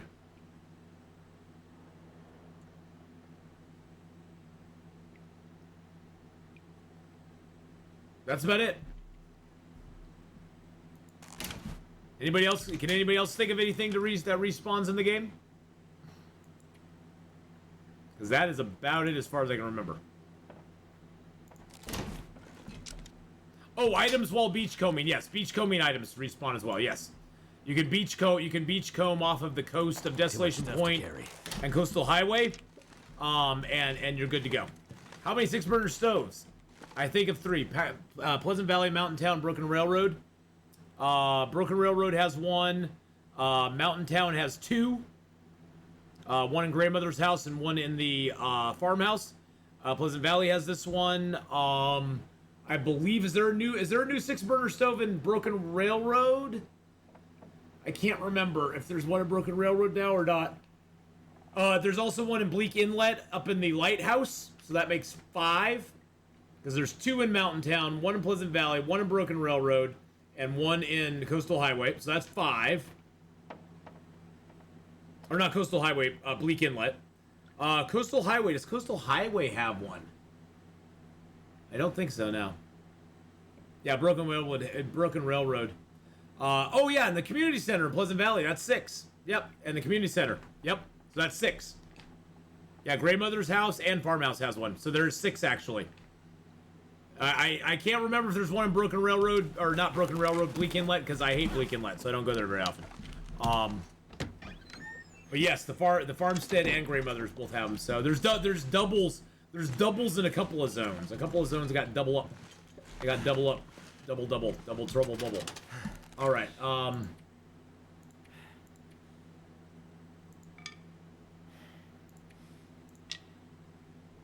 that in there. I'm actually going to keep a couple of those on me.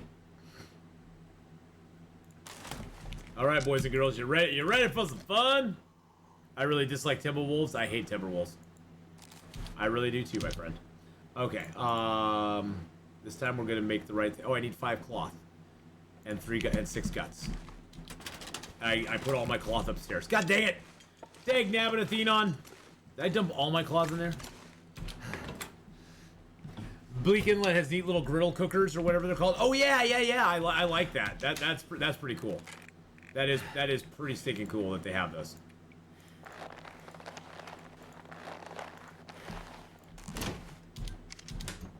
I do need a little bit of cloth. I thought I kept some cloth on me. Silly Atheenon. Also, even though I never said it, I knew they were going to add Blackrock as a zone. Oh, cool. Well, Blackrock's an interesting zone. I mean, it's not my favorite by any stretch of the imagination, but it's an interesting zone.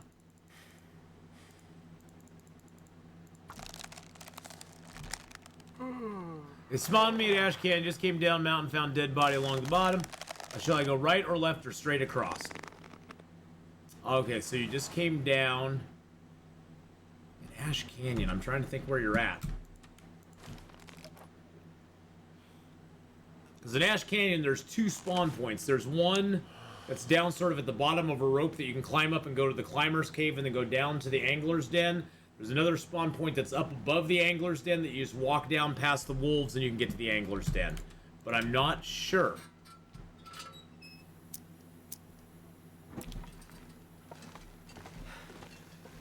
You're at the rope one. Go up the rope. You went down the rope. Oh. Go up the there's 2 ropes. There should be 2 ropes. There will be a rope.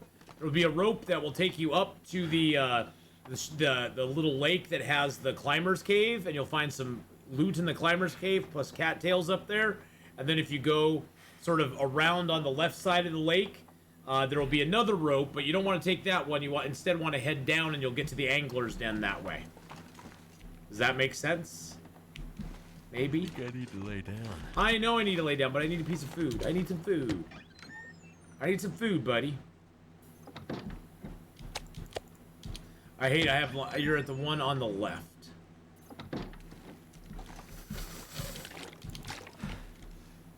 I'd go down to Angler's Den. That's where you're going to get your matches. Angler's Den has 2 to 3 boxes of matches in it, guaranteed. And that's where you're going to get your matches at. Oh wait, how did I miss that before? I guess I never searched this. So yeah, I'd go to Angler's Den and get your matches, and you'll be good to go. Look at that, I actually found myself a package of ketchup chips. It's nighttime! Oh no! Oh no. I'm so sorry, Redneck. Ash Canyon is a tricky spawn. It can pay off for you. The Ash Canyon spawn can pay off for you. Because honestly, when I spawn in Ash Canyon, Redneck, I usually go down to Angler's Den, get my torches and my water and everything made. Then I head up, get all the loot up. I sneak past the bear, get the loot at the mining camp and the foreman's camp. Go to the little retreat camp above the fishing hut. Then I go back, sneak past the bear again, go up and get my crampons and my backpack, because there's really good loot in Ash Canyon, like really solid loot. You'll get combat pants, you'll get thin wool sweaters, you'll get coats. There's a lot of good loot. And then, of course, the backpack and the crampons. And then I just climb down the ropes, head out into Timberwolf Mountain, and then play it as if I had a Timberwolf Mountain spawn. Go to the three-way cave, and head out from there. It's a nice little spawn. I actually have a couple videos up on YouTube of that spawn point and how much I love it. Because it actually is it's actually a really awesome spawn point. You got free matches lying on rope bridges as well? Yeah, I needed to eat. I need to take a full drink of water. There we go. Alright, bearskin bedroll. Boop. You can craft for about 6 hours before you'll get thirsty, so... Usually as long as I got full food and water, I craft for 6 hours and call it good. And then we can drink our water. Sometimes I'm out and go up to the Homesteader's Respite first thing if I'm on that side of the map, but it does feel a bit cheesy. I've never done that, but I've heard people doing it, yes.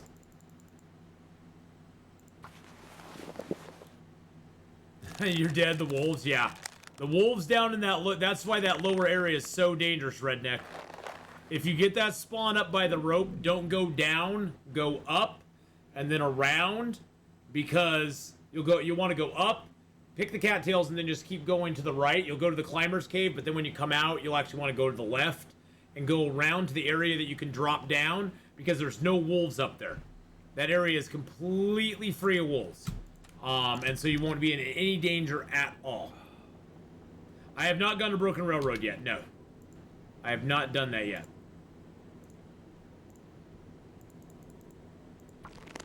Give me an Aurora. Give me an Aurora. Give me an Aurora. Oh, no Aurora? Okay, fine. I only got 1.78 hours left. Okay. Weird, it showed longer time with the regular knife than the oh. Ha! Wonder I missed that. Silly Atheenon. Tricks are for kids. I knew there was a toolkit down here somewhere. I don't know how I missed that, but I did. Good God. How much more stuff did I miss? Did I miss the whetstone up here? No, I got that. Good Lord. Oh, look, there's spray paint. I don't want that. I got that already, too. I have not gone to Broken Railroad, Coastal Highway, Desolation Point, Bleak Inlet, Black Rock Prison. So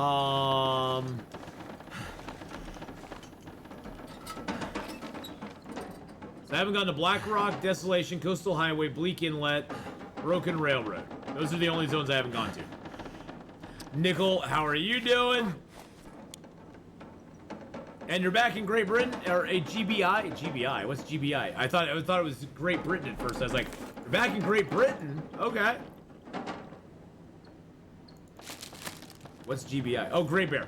Great Bear Island, yes we are. For just a little while longer, actually.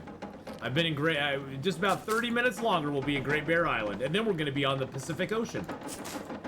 Sailing away, doing our thing.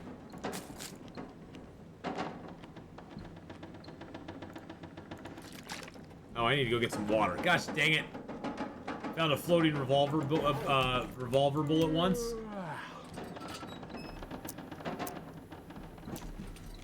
I'm almost out of oil. We'll do a little fishing in Coastal Highway, probably.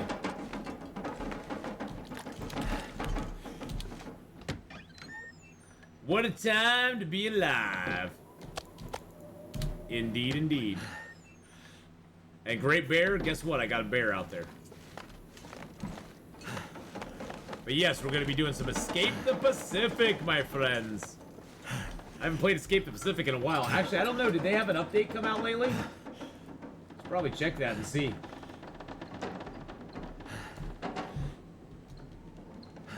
Escape the Pacific. Did they have an update for that lately? Boopity boopity boo. No. I think the last time they had an update. Yeah, they came out with their summer schedule thing. Next regular update, mid-September for the experimental branch. So mid-September. So mid-next month. So basically in about a month, we'll have another update, which will be cool. It'll be awesome.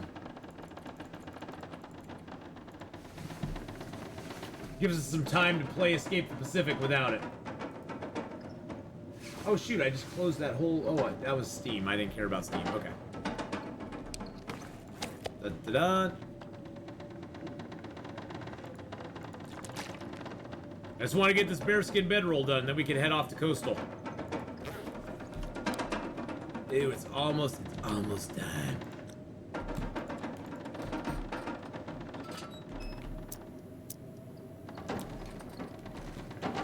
My light is flickering, my oil is drained. Then again, I've been using the same lantern for like, I don't know, the last 40 days and not filling it up with anything. That's pretty good. Hey, Crumpy, how you doing?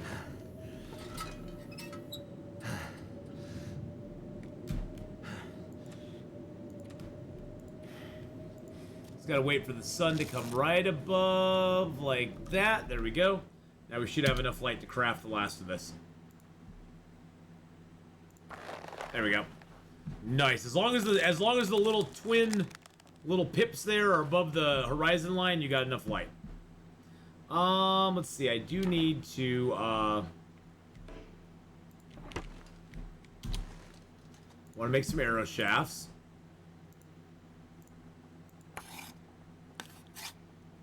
Today is crafting preparation day, boys and girls. I probably should make a backup bow sometime soon.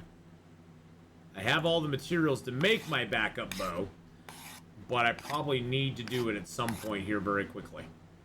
Okay, so I can make arrows. And make one. Always have a red toolkit to make arrows, boys and girls. 45 minutes versus an hour and a half per arrow.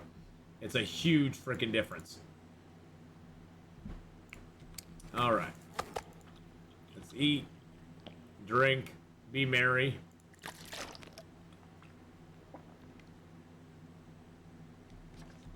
Funny thing, I didn't get, so I got my arrows there, got my bow. Okay, my bow's at 43, that's not bad. So I got 4, I got 2. Okay, so I got some few, oh, those are fresh. Oh, I should drop those. I got 4 guts, or 3 guts there. I need to drop those upstairs. Oh, I got a fresh deer hide too, so I need to drop the fresh deer hide and that. Need to get rid of all these leathers. Okay, let's go upstairs and get this taken care of. Nah, I'm good. 31. I got 31 birch there. That's good for our storehouse. Should have dropped those hides and guts already. I didn't know that that was not cured. That was silly of me. Drop that. And drop these guts underneath it. Boop, boop. There we go. Oh, I got a cured black bear hide now. Got that going on. Deep ravine spawn. Walking up ravine falls. Staying to the right. The ravine falls. What zone is that in? Are you playing on Interloper? I'm so confused right now. I'm so confused. Just need 1 piece of leather. The only thing I can repair with leather is my moose hide satchel. And it wears down very, very, very, very, very, very, very, very, very, very, very, very, very, very, very, very slowly. Take a little bit of cloth with me. Actually, there'll be plenty of cloth in the next zone. There's that. I got that. I need a few more guts. Another deer. Oh, you're in Black Rock. Oh, geez. Good luck again, my friend. Good luck. We will pray for your soul. Our prayers go with you, my friend. Alright, teas we're doing okay on. Matches I'm good on. I don't need the sewing kits because I have some sewing, some fishing gear line. Actually, though, I'll probably fish in the next zone, so I better take my fishing gear with me. Black Rock spawns are kind of brutal. They're kind of fun too, but they're kind of brutal. There's my teas and coffee. I'm gonna take a couple more coffees just to have them. Actually, I don't need to because I have coffee on me. I got a coffee I can cook up on me. Once you cook coffees and teas, they never go down in quality. Before you cook them, they go down in quality. So you want to cook them up as fast as you can. Crackers never go down in quality. So whatever you find them at, that's what they're going to be the rest of the game. Either that or they decay so slowly I never freaking notice, so. Okay. So, the nice thing we can do is we can drop our bedroll. Bye-bye.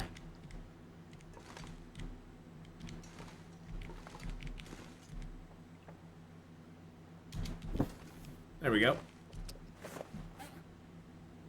We got our heavy hammer on us. We got that on us. We got a couple whetstones, pry bar, axe. Do I not have my hack? I don't have a hacksaw on me.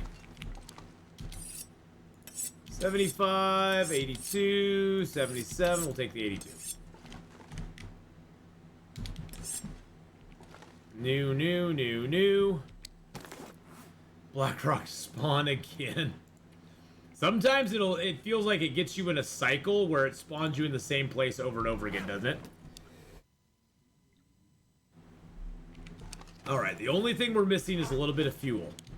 And I say a very little bit because we are not going to need much. We're gonna get so much. That's a piece of fur. We're gonna get so much coal when we go through the mine between Pleasant Valley and Coastal Highway. We're gonna get so much coal in there. We're not gonna know what to do with ourselves. So we need a very minimal amount of fuel right now. We do not need a lot of fuel at the moment because we're gonna pick up a bunch, and it's gonna weigh us down a lot. Got 15 arrows, goodly amount. Nice day out too. Look at this weather. It's like, hey Atheenon, come on out here. Come on out here. We're gonna have some fun.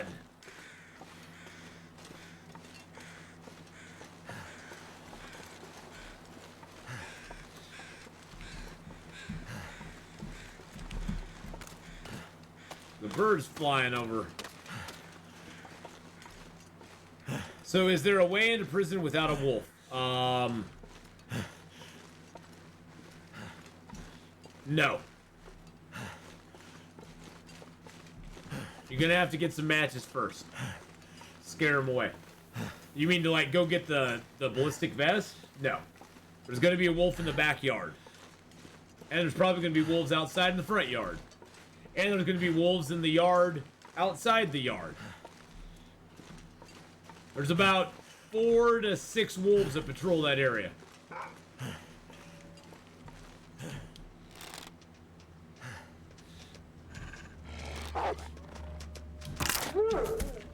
Woo!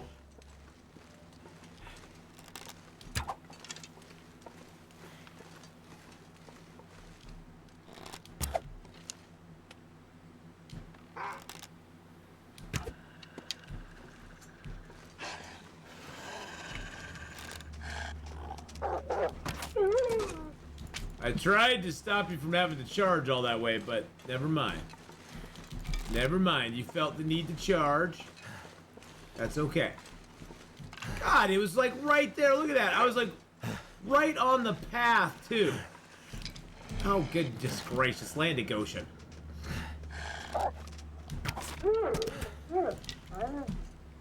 You see that little quick draw I do right when they bark at me? That makes them charge me. You want them to charge you. You do not want to wait for them to get close enough that they start the charge on their own. If you wait till they get close enough that they're charging on their own, they're probably going to be doing this towards you. They're going to be zigzagging back and forth. If you can force them to charge you, they'll do their little zigzags first, and then they'll kind of straighten out and come right at you.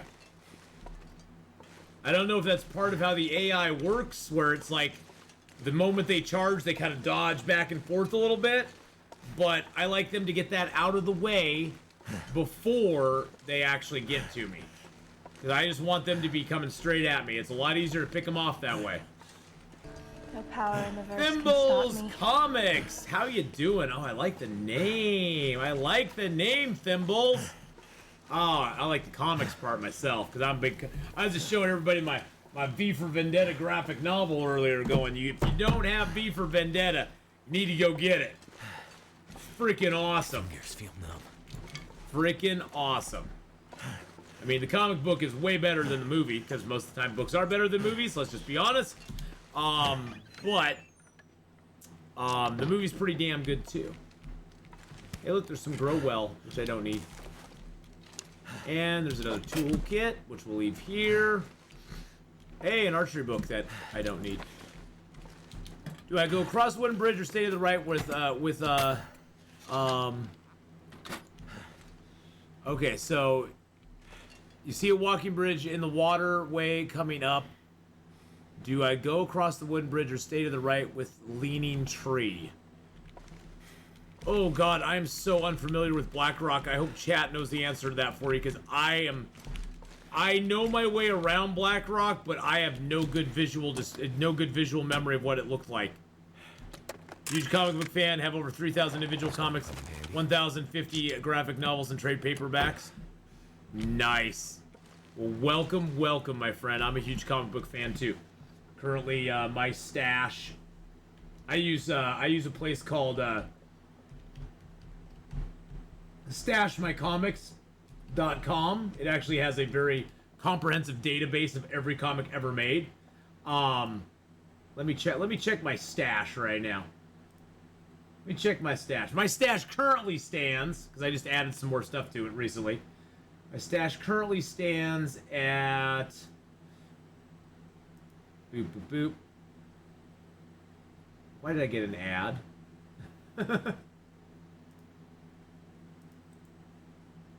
8,894 comics. I almost got 8,900! And I used to run a comic book shop as well. And I used to own a comic book shop as well. And I've met quite a few comic book people in my life. So believe me, comic books they've been part of my life, Thimble Comics, since I was like 14, 12 years old. So, and I started my first comic book shop when I was like 15 or 16. So.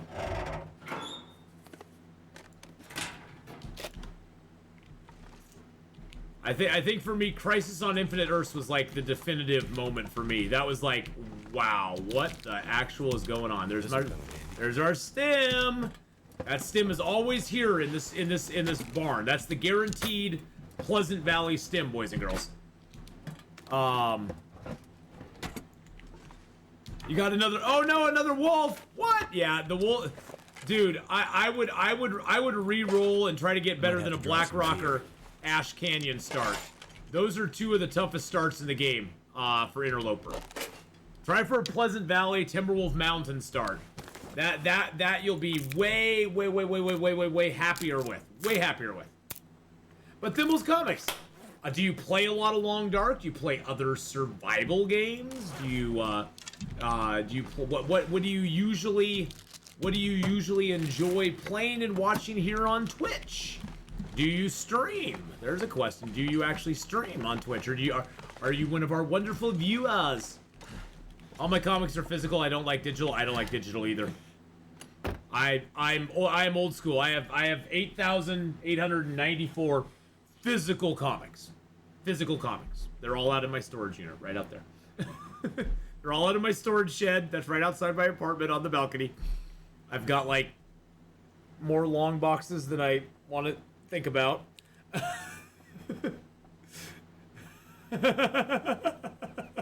That's okay, Thimble's Comics. Don't worry about it. No, I've been collecting and buying comics for most of my life. And I'll go through, you know, Thimbles, how you go through periods where like you're really into it, and then you're kind of like, yeah, okay. But like I'm gonna go grab something real quick. It's show and tell time, boys and girls. It's show and tell time.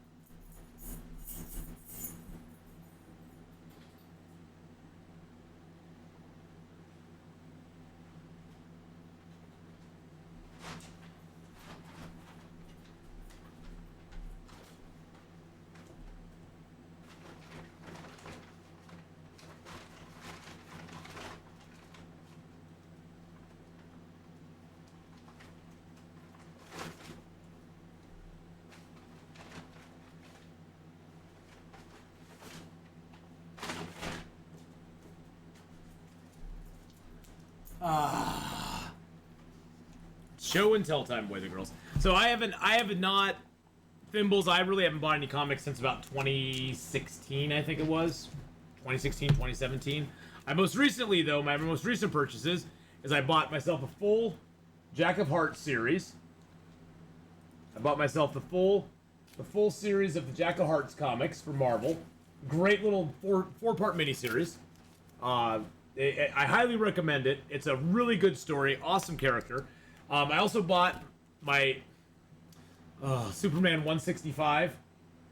This was a comic book that means a lot to me because when I'd go hunting with my dad, this was the comic book I always took along with me. It's a very poor, it's a poor shaped copy. It's not, it's like in good condition at best. But you know what? It's the memories. It doesn't matter what condition it's in. And then my friend and I went to my friend and I went to a big swap meet thing a little while ago. And this guy had comics for $1, so I picked up stuff like Old School Warlord, All-Star Squadron. My favorite part was he had a whole like run of the old Perez Teen Titans. Rip George Perez, by the way. He had a whole bunch of old Teen Titans, all for $1 a piece. They were just in a dollar bin. Picked up a Babylon 5 comic there. Little Batman and the Outsiders. Oh god. I absolutely loved Blue Devil when he first came out, when he wasn't a joke. I love Blue Devil. Picked up a Camelot 3000 #1, which is kind of cool book. Some old Justice League, Firestorm. I'm a big DC guy. Oh, picked up a copy of Hex. Oh yeah. Picked up a copy of Hex. Oh yeah, Mike Grell Warlord is perfection. Oh yeah. Oh yeah. Mike Grell's stuff is just so freaking beautiful. I don't know if it's got interiors in there or not. I can show you. Yeah, but the Mike Grell artwork, the panels are just so amazing. Mike Grell and George Perez are probably two of my favorite artists. So, my pride and joy is a first edition, first appearance of Bane. Oh, that's awesome, Timble. Oh, I love Timble's comics. I'm sorry, I was going Thimble's comics. It's Timble's comics. I love Batman. Batman I've loved for years and years and years. Batman's probably my favorite DC character.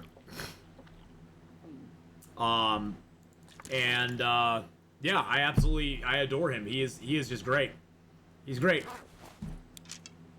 We've done everything we can do here. We got the stem. We're ready to go. Let's go. I think one of the things I love about Batman is he's like that chess master. He's got no superpowers, and I think that's what makes him so relatable. Is he's not superpowered, but he's like always 10 steps ahead of everybody else. He's got plans for his contingency plans and contingency plans for his other contingency plans. It's like sometimes the portrayals they make of Batman in movies and stuff just frustrate me sometimes because it's like, that's not him. He wouldn't. Yes, he might. The number of times that he's surprised by stuff is not very often. It takes a lot to actually get one over on him because he is like that far ahead of everybody else. The only superhero I have is Donald Duck. Oh, I love Donald Duck. Donald and Daisy. And the Huey, Dewey, and Louie. I used to read those all the time as a kid. When I was like little, like 6, 7 years old. See, that's the thing is, I got into comics when I was like 6 or 7 years old. I started by reading Uncle Scrooge, Donald Duck, Huey, Dewey, and Louie, Archie comics, that stuff. It was like, oh my god, I love that stuff. And then I got into the superhero comics later. And G.I. Joe. G.I. Joe was a big gateway for me as well. I was just listening to the original Danny Elfman movie score yesterday, thinking how unreal it must have been to hear it for the first time back in the day. It's become so synonymous with the character now. It's amazing in its own right, just as a piece of music. Oh yes, definitely. Definitely, Hadrian. And also hi. I have never read a comic book. Well, comic books are they're an interesting medium. The thing I like about comic books is that I'm a very visual person. I appreciate the visuals in them. you know, like if I go to like a, oh god, like a, oh my god, like a freaking George Perez freaking cover. Oh my god, those are just so freaking gorgeous. I like the visuals in them, but I also like the stories and the legends. I think when I went to see Mike Richardson one time talk, I saw Mike Richardson talk one time. He's the owner and creator of Dark Horse Comics, and the way I liked how he kind of put it, you know, that comic books, the way they've become, are just very much they've created almost an American mythology, with like the superheroes, the American, it's almost like an American mythology with these heroes and stuff, and it kind of it resonated with me because it's like, yeah, they're kind of mythological, because America doesn't really have, I mean, sure, we have like Paul Bunyan and, you know, little stories like that, but we don't really have like a almost a legendary mythology type thing. And it's sort of a legendary mythology for us. It's a mythology, it's an art form.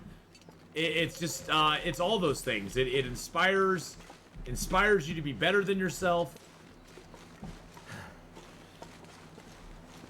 Have good, oh god, Chris Claremont's a god. Chris Claremont, I don't care anything else about him except that he wrote some frickin', that's my favorite run of X-Men ever. If anybody ever asks me, Timble, what's, you know, I want to get into comic books. I want to read a good story arc. What should I start with? I'm like, Chris Claremont X-Men. Just go buy yourself some Chris Claremont X-Men.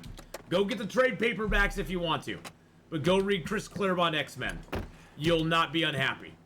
Some of the best storytelling ever was done by him. And his stuff was so good. Oh my god, his stuff is iconic. I mean, his stuff is so iconic that his stuff is pretty much everything that they've done the movies from. It's everything they based the movies off of. The Phoenix Saga, the Days of Future Past, all that sort of stuff. I mean, that's all Chris Claremont. That's all Claremont writing. That's all his stuff. First comic series I ever read was Nightfall series. That's what got me started in Batman. Nightfall was really good. Nightfall was I remember selling that series in our comic book store. I remember selling that series. That one was very popular. Nightfall was very popular. Like now, right now, I'm watching you, and I look at parts of and might order some, or I would be working on a car.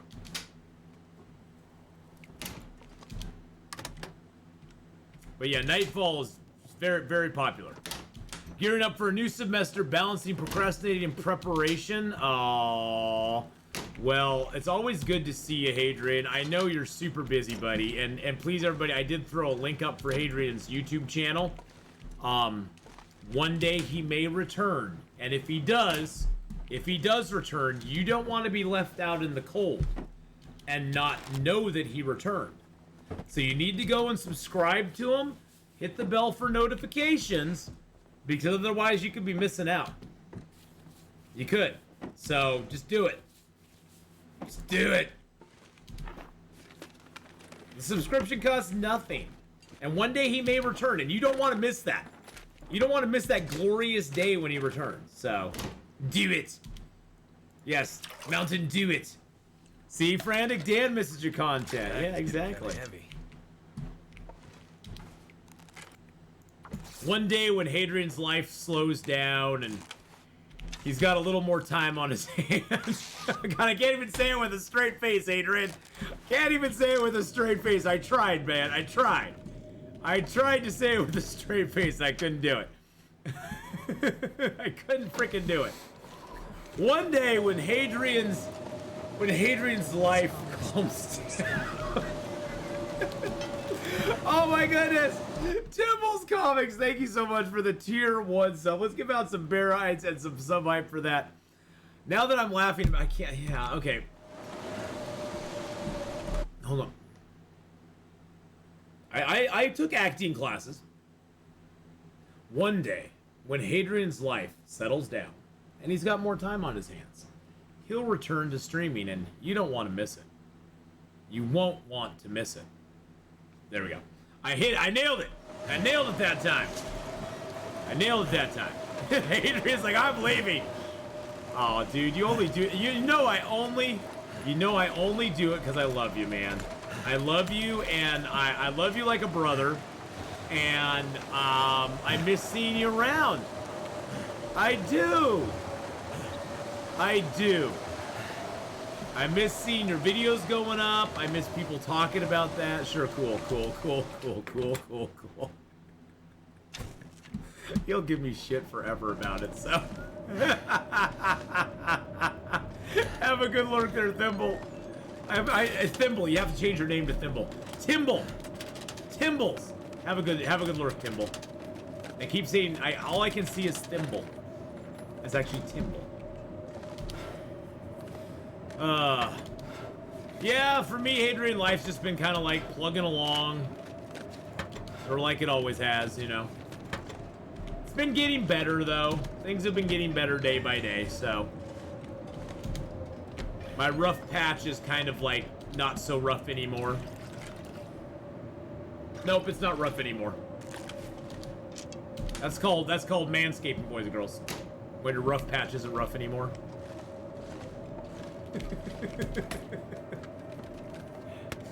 What? Hadrian, you bring out the worst in me. Everyone gets it wrong. It's the name of your dog. Oh, Timbles Comics. Okay, Timbles.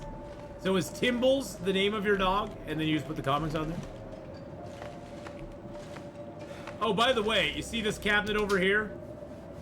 Hey, Feed, how's it going? If you take down this table, guess what? There's another cabinet over here. Oh! What? If I don't rest soon, I'm gonna faint. What? Don't blame this on me. Oh, I'm gonna blame it on you. Hey, we got some free matches. So what I count as free matches, boys and girls, there are guaranteed match locations in Long Dark, in Interloper. There's guaranteed match locations. Anything that comes out of a drawer, that's laying on a counter, that's in a car glove box, those are all what I call free matches. And there's a limited certain number of free matches they have in each game. But those are that's why I always go free matches, because they're a freebie. They're one I'm not expecting to find there. You'll know when I expect to find matches, because I'll go, ooh, there's going to be matches up here. I forgot about that. Or something like that. Or, oh, I forgot about those matches. Those are always there. Those ones I wasn't expecting. So those are free matches. Mental explosion. I knew about that hidden cabinet. Emotional damage. I wasn't trying to shock anybody. I was just like, hey, you know, there's people out there who probably don't know it's there. These never have anything in them. Why do you put these in the game? These never have a thing in them, god dang it. Never. Never anything in those. If they leave them in the game anyway. Just to piss me off.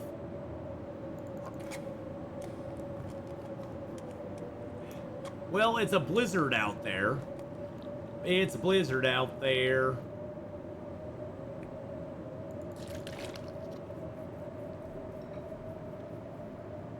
It's a blizzard out there. Do. But we can make it over to the garage at least. Or over to, yeah, we can go over to the garage. At the cabinet hiding table. I will send you to Jesus. Just like, emotion, yeah, just like the sun, yeah. Just like the sun visors give me emotional damage too, because there's nothing in them. You can pop them. I wish there'd be a candy bar or something that would fall out of them once in a while. I don't even want it every time, just once in a while. Where is the code to the door in the workshop in Blackrock? That is in the cave that has the gas in it, nice skunk. That's in the gas cave. So have fun getting it. No, it's in the gas cave. It's a pain in the butt to go get, but it's in there. It's in the fart mine, exactly. By the way, there is a burn barrel behind here. There's a fire barrel if you ever need to camp out or something. Yeah, the cave that killed Will Eggy McKenzie. Yeah, that's the cave. That is the cave.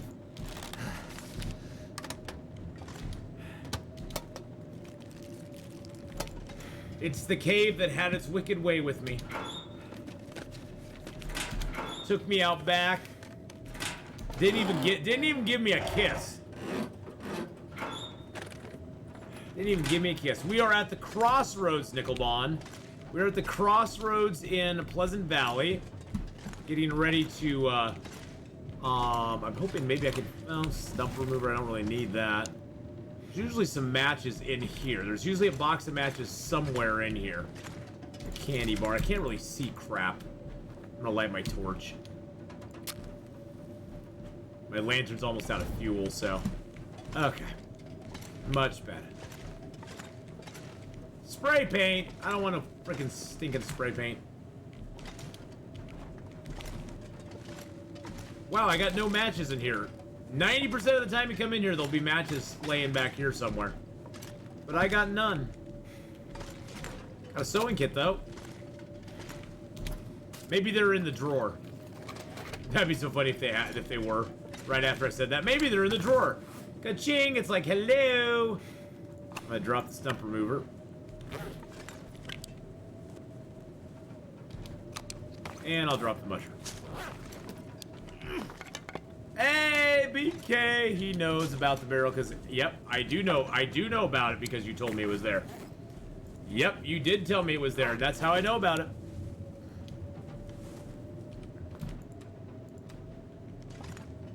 Actually, you know what? I don't want to use my bearskin bedroll because it'll go down in quality. It sucks. You don't, you know, before when you have the regular bedroll, you're like, oh, I'll just fix it up with some cloth. Bearskin bedroll, you're like, ooh, I'd rather go sleep in a house because I don't want to waste it. I don't want to waste it. Your long lost brothers, exactly. Hey, Amazon driver, how you doing? How are you doing, Amazon driver? Hope you're having a grand day. It is the Hadrian. It is the Hadrian. And believe me, BK, I already encourage everybody to go visit his YouTube page and sign up for, you know, that chance that he might stream, that he might post something down the road, you know, in the future. Because you don't want to miss out. All right. All right, speaking of missing out, I'm gonna go take a potty break. I'm gonna go grab a little snackety poo. We're gonna sleep here. We're gonna sleep this off. We're gonna be switching up games right now, boys and girls. We're gonna play a little bit of Escape the Pacific, which if you've never experienced Escape the Pacific, I encourage you to hang around. Oh gosh, Amazon driver, you're on lunch right now? Oh God, how long is your lunch, Amazon driver? How long's your lunch?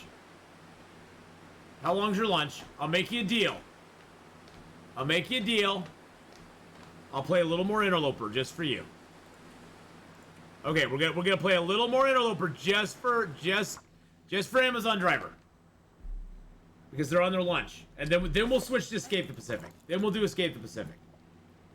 I just saw that. I was like, oh no! You just got on lunch and then I'm switching games? Oh God.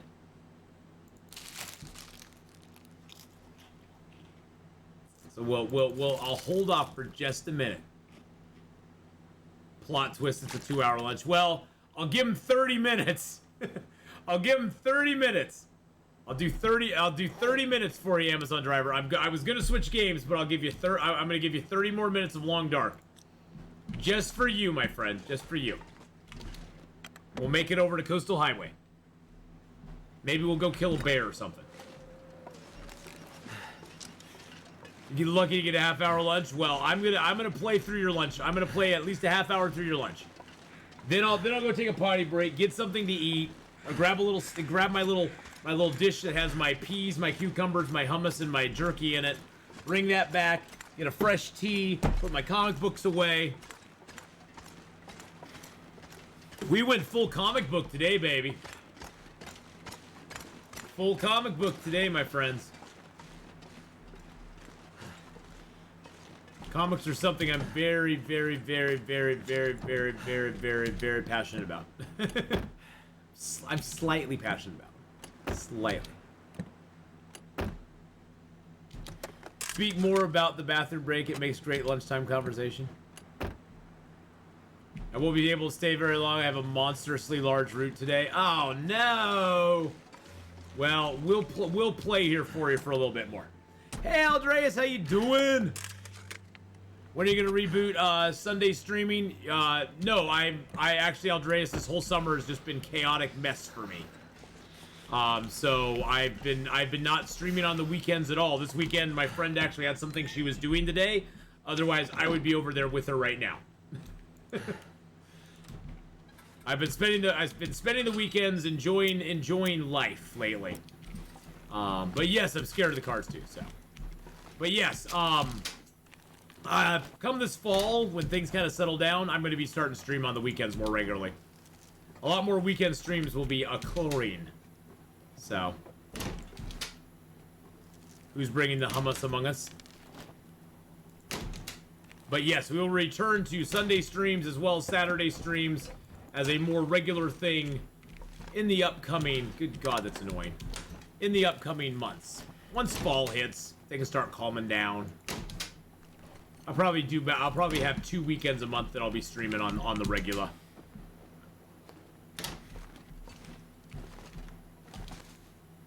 Candy bar.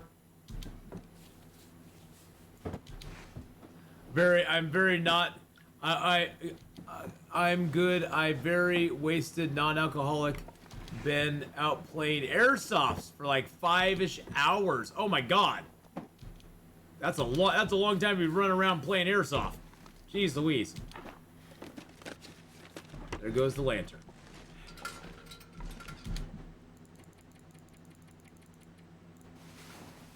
Sunday's my gaming day. I love me Sundays. Good 20-ish rounds. Was bloody fun. Nice. Very nice. That's awesome.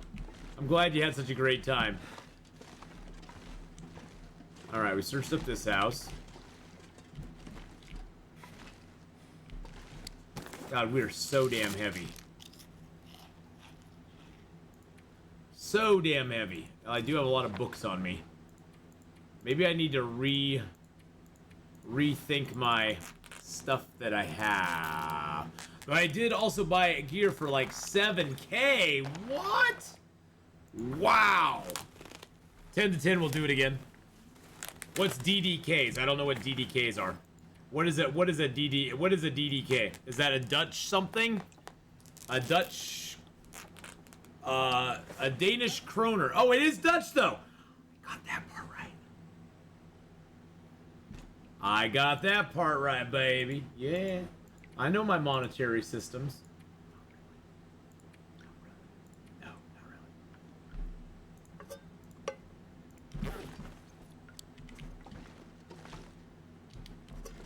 Oh, it's Danish, not Dutch. Danish. See, I'm giving myself too much praise. The Dutch use the euro. Oh, okay. Oh, jeez Louise. Jeez Louise, he was right out there. He was like, hello, Atheenon. Oh, look, there's a can of food right here.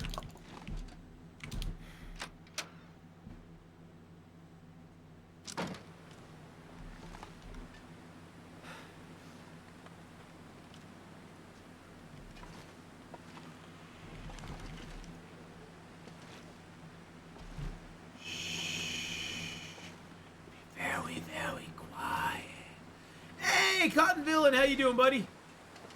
Been a while. Your phone broke. Oh no! The issues to get my bank account to buy a new phone. What?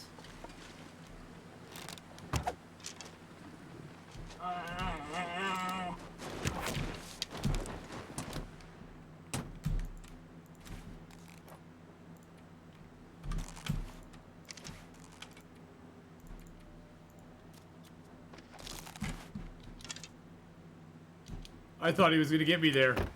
He couldn't negotiate the truck. I was standing so close to the truck, he couldn't negotiate the truck. Is that cheesy? I thought he was gonna get me. I thought he was gonna get me. Impromptu bear hunt, yeah. Impromptu bear hunt. I just had to do it. He was there. I had to do it. I had to do it! I'm sorry. Can I get a mag lens fire going? No. Can I use that? Yes, I can. Okay, there we go. That bear was crazy. But how you doing, Just Lack 28? Thank you for the first time chat. Appreciate that very much.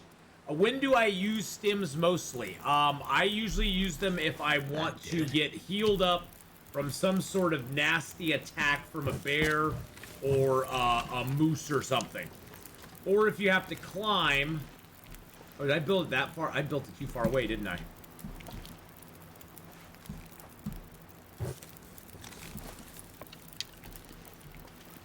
Nope, I'm good.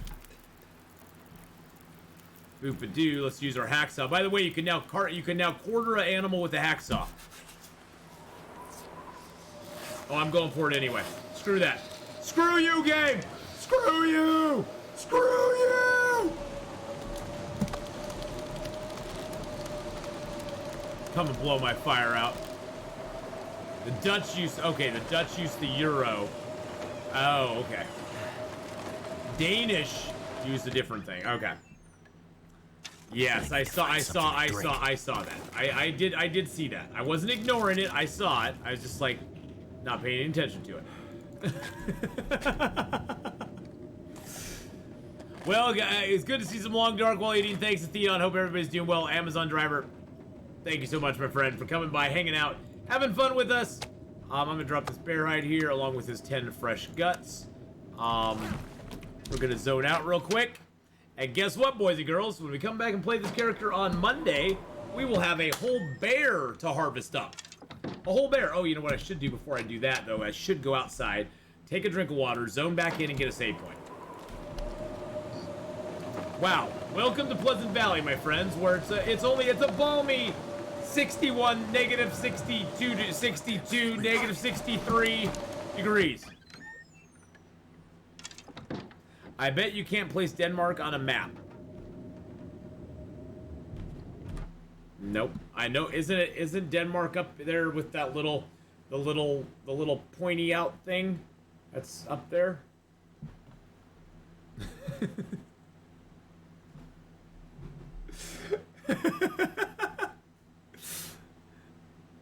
As Adrian will say, welcome to Unpleasant Valley. It's in Europe. I could not place it on the map then. I was bad. I was very, very bad. Very bad at geography.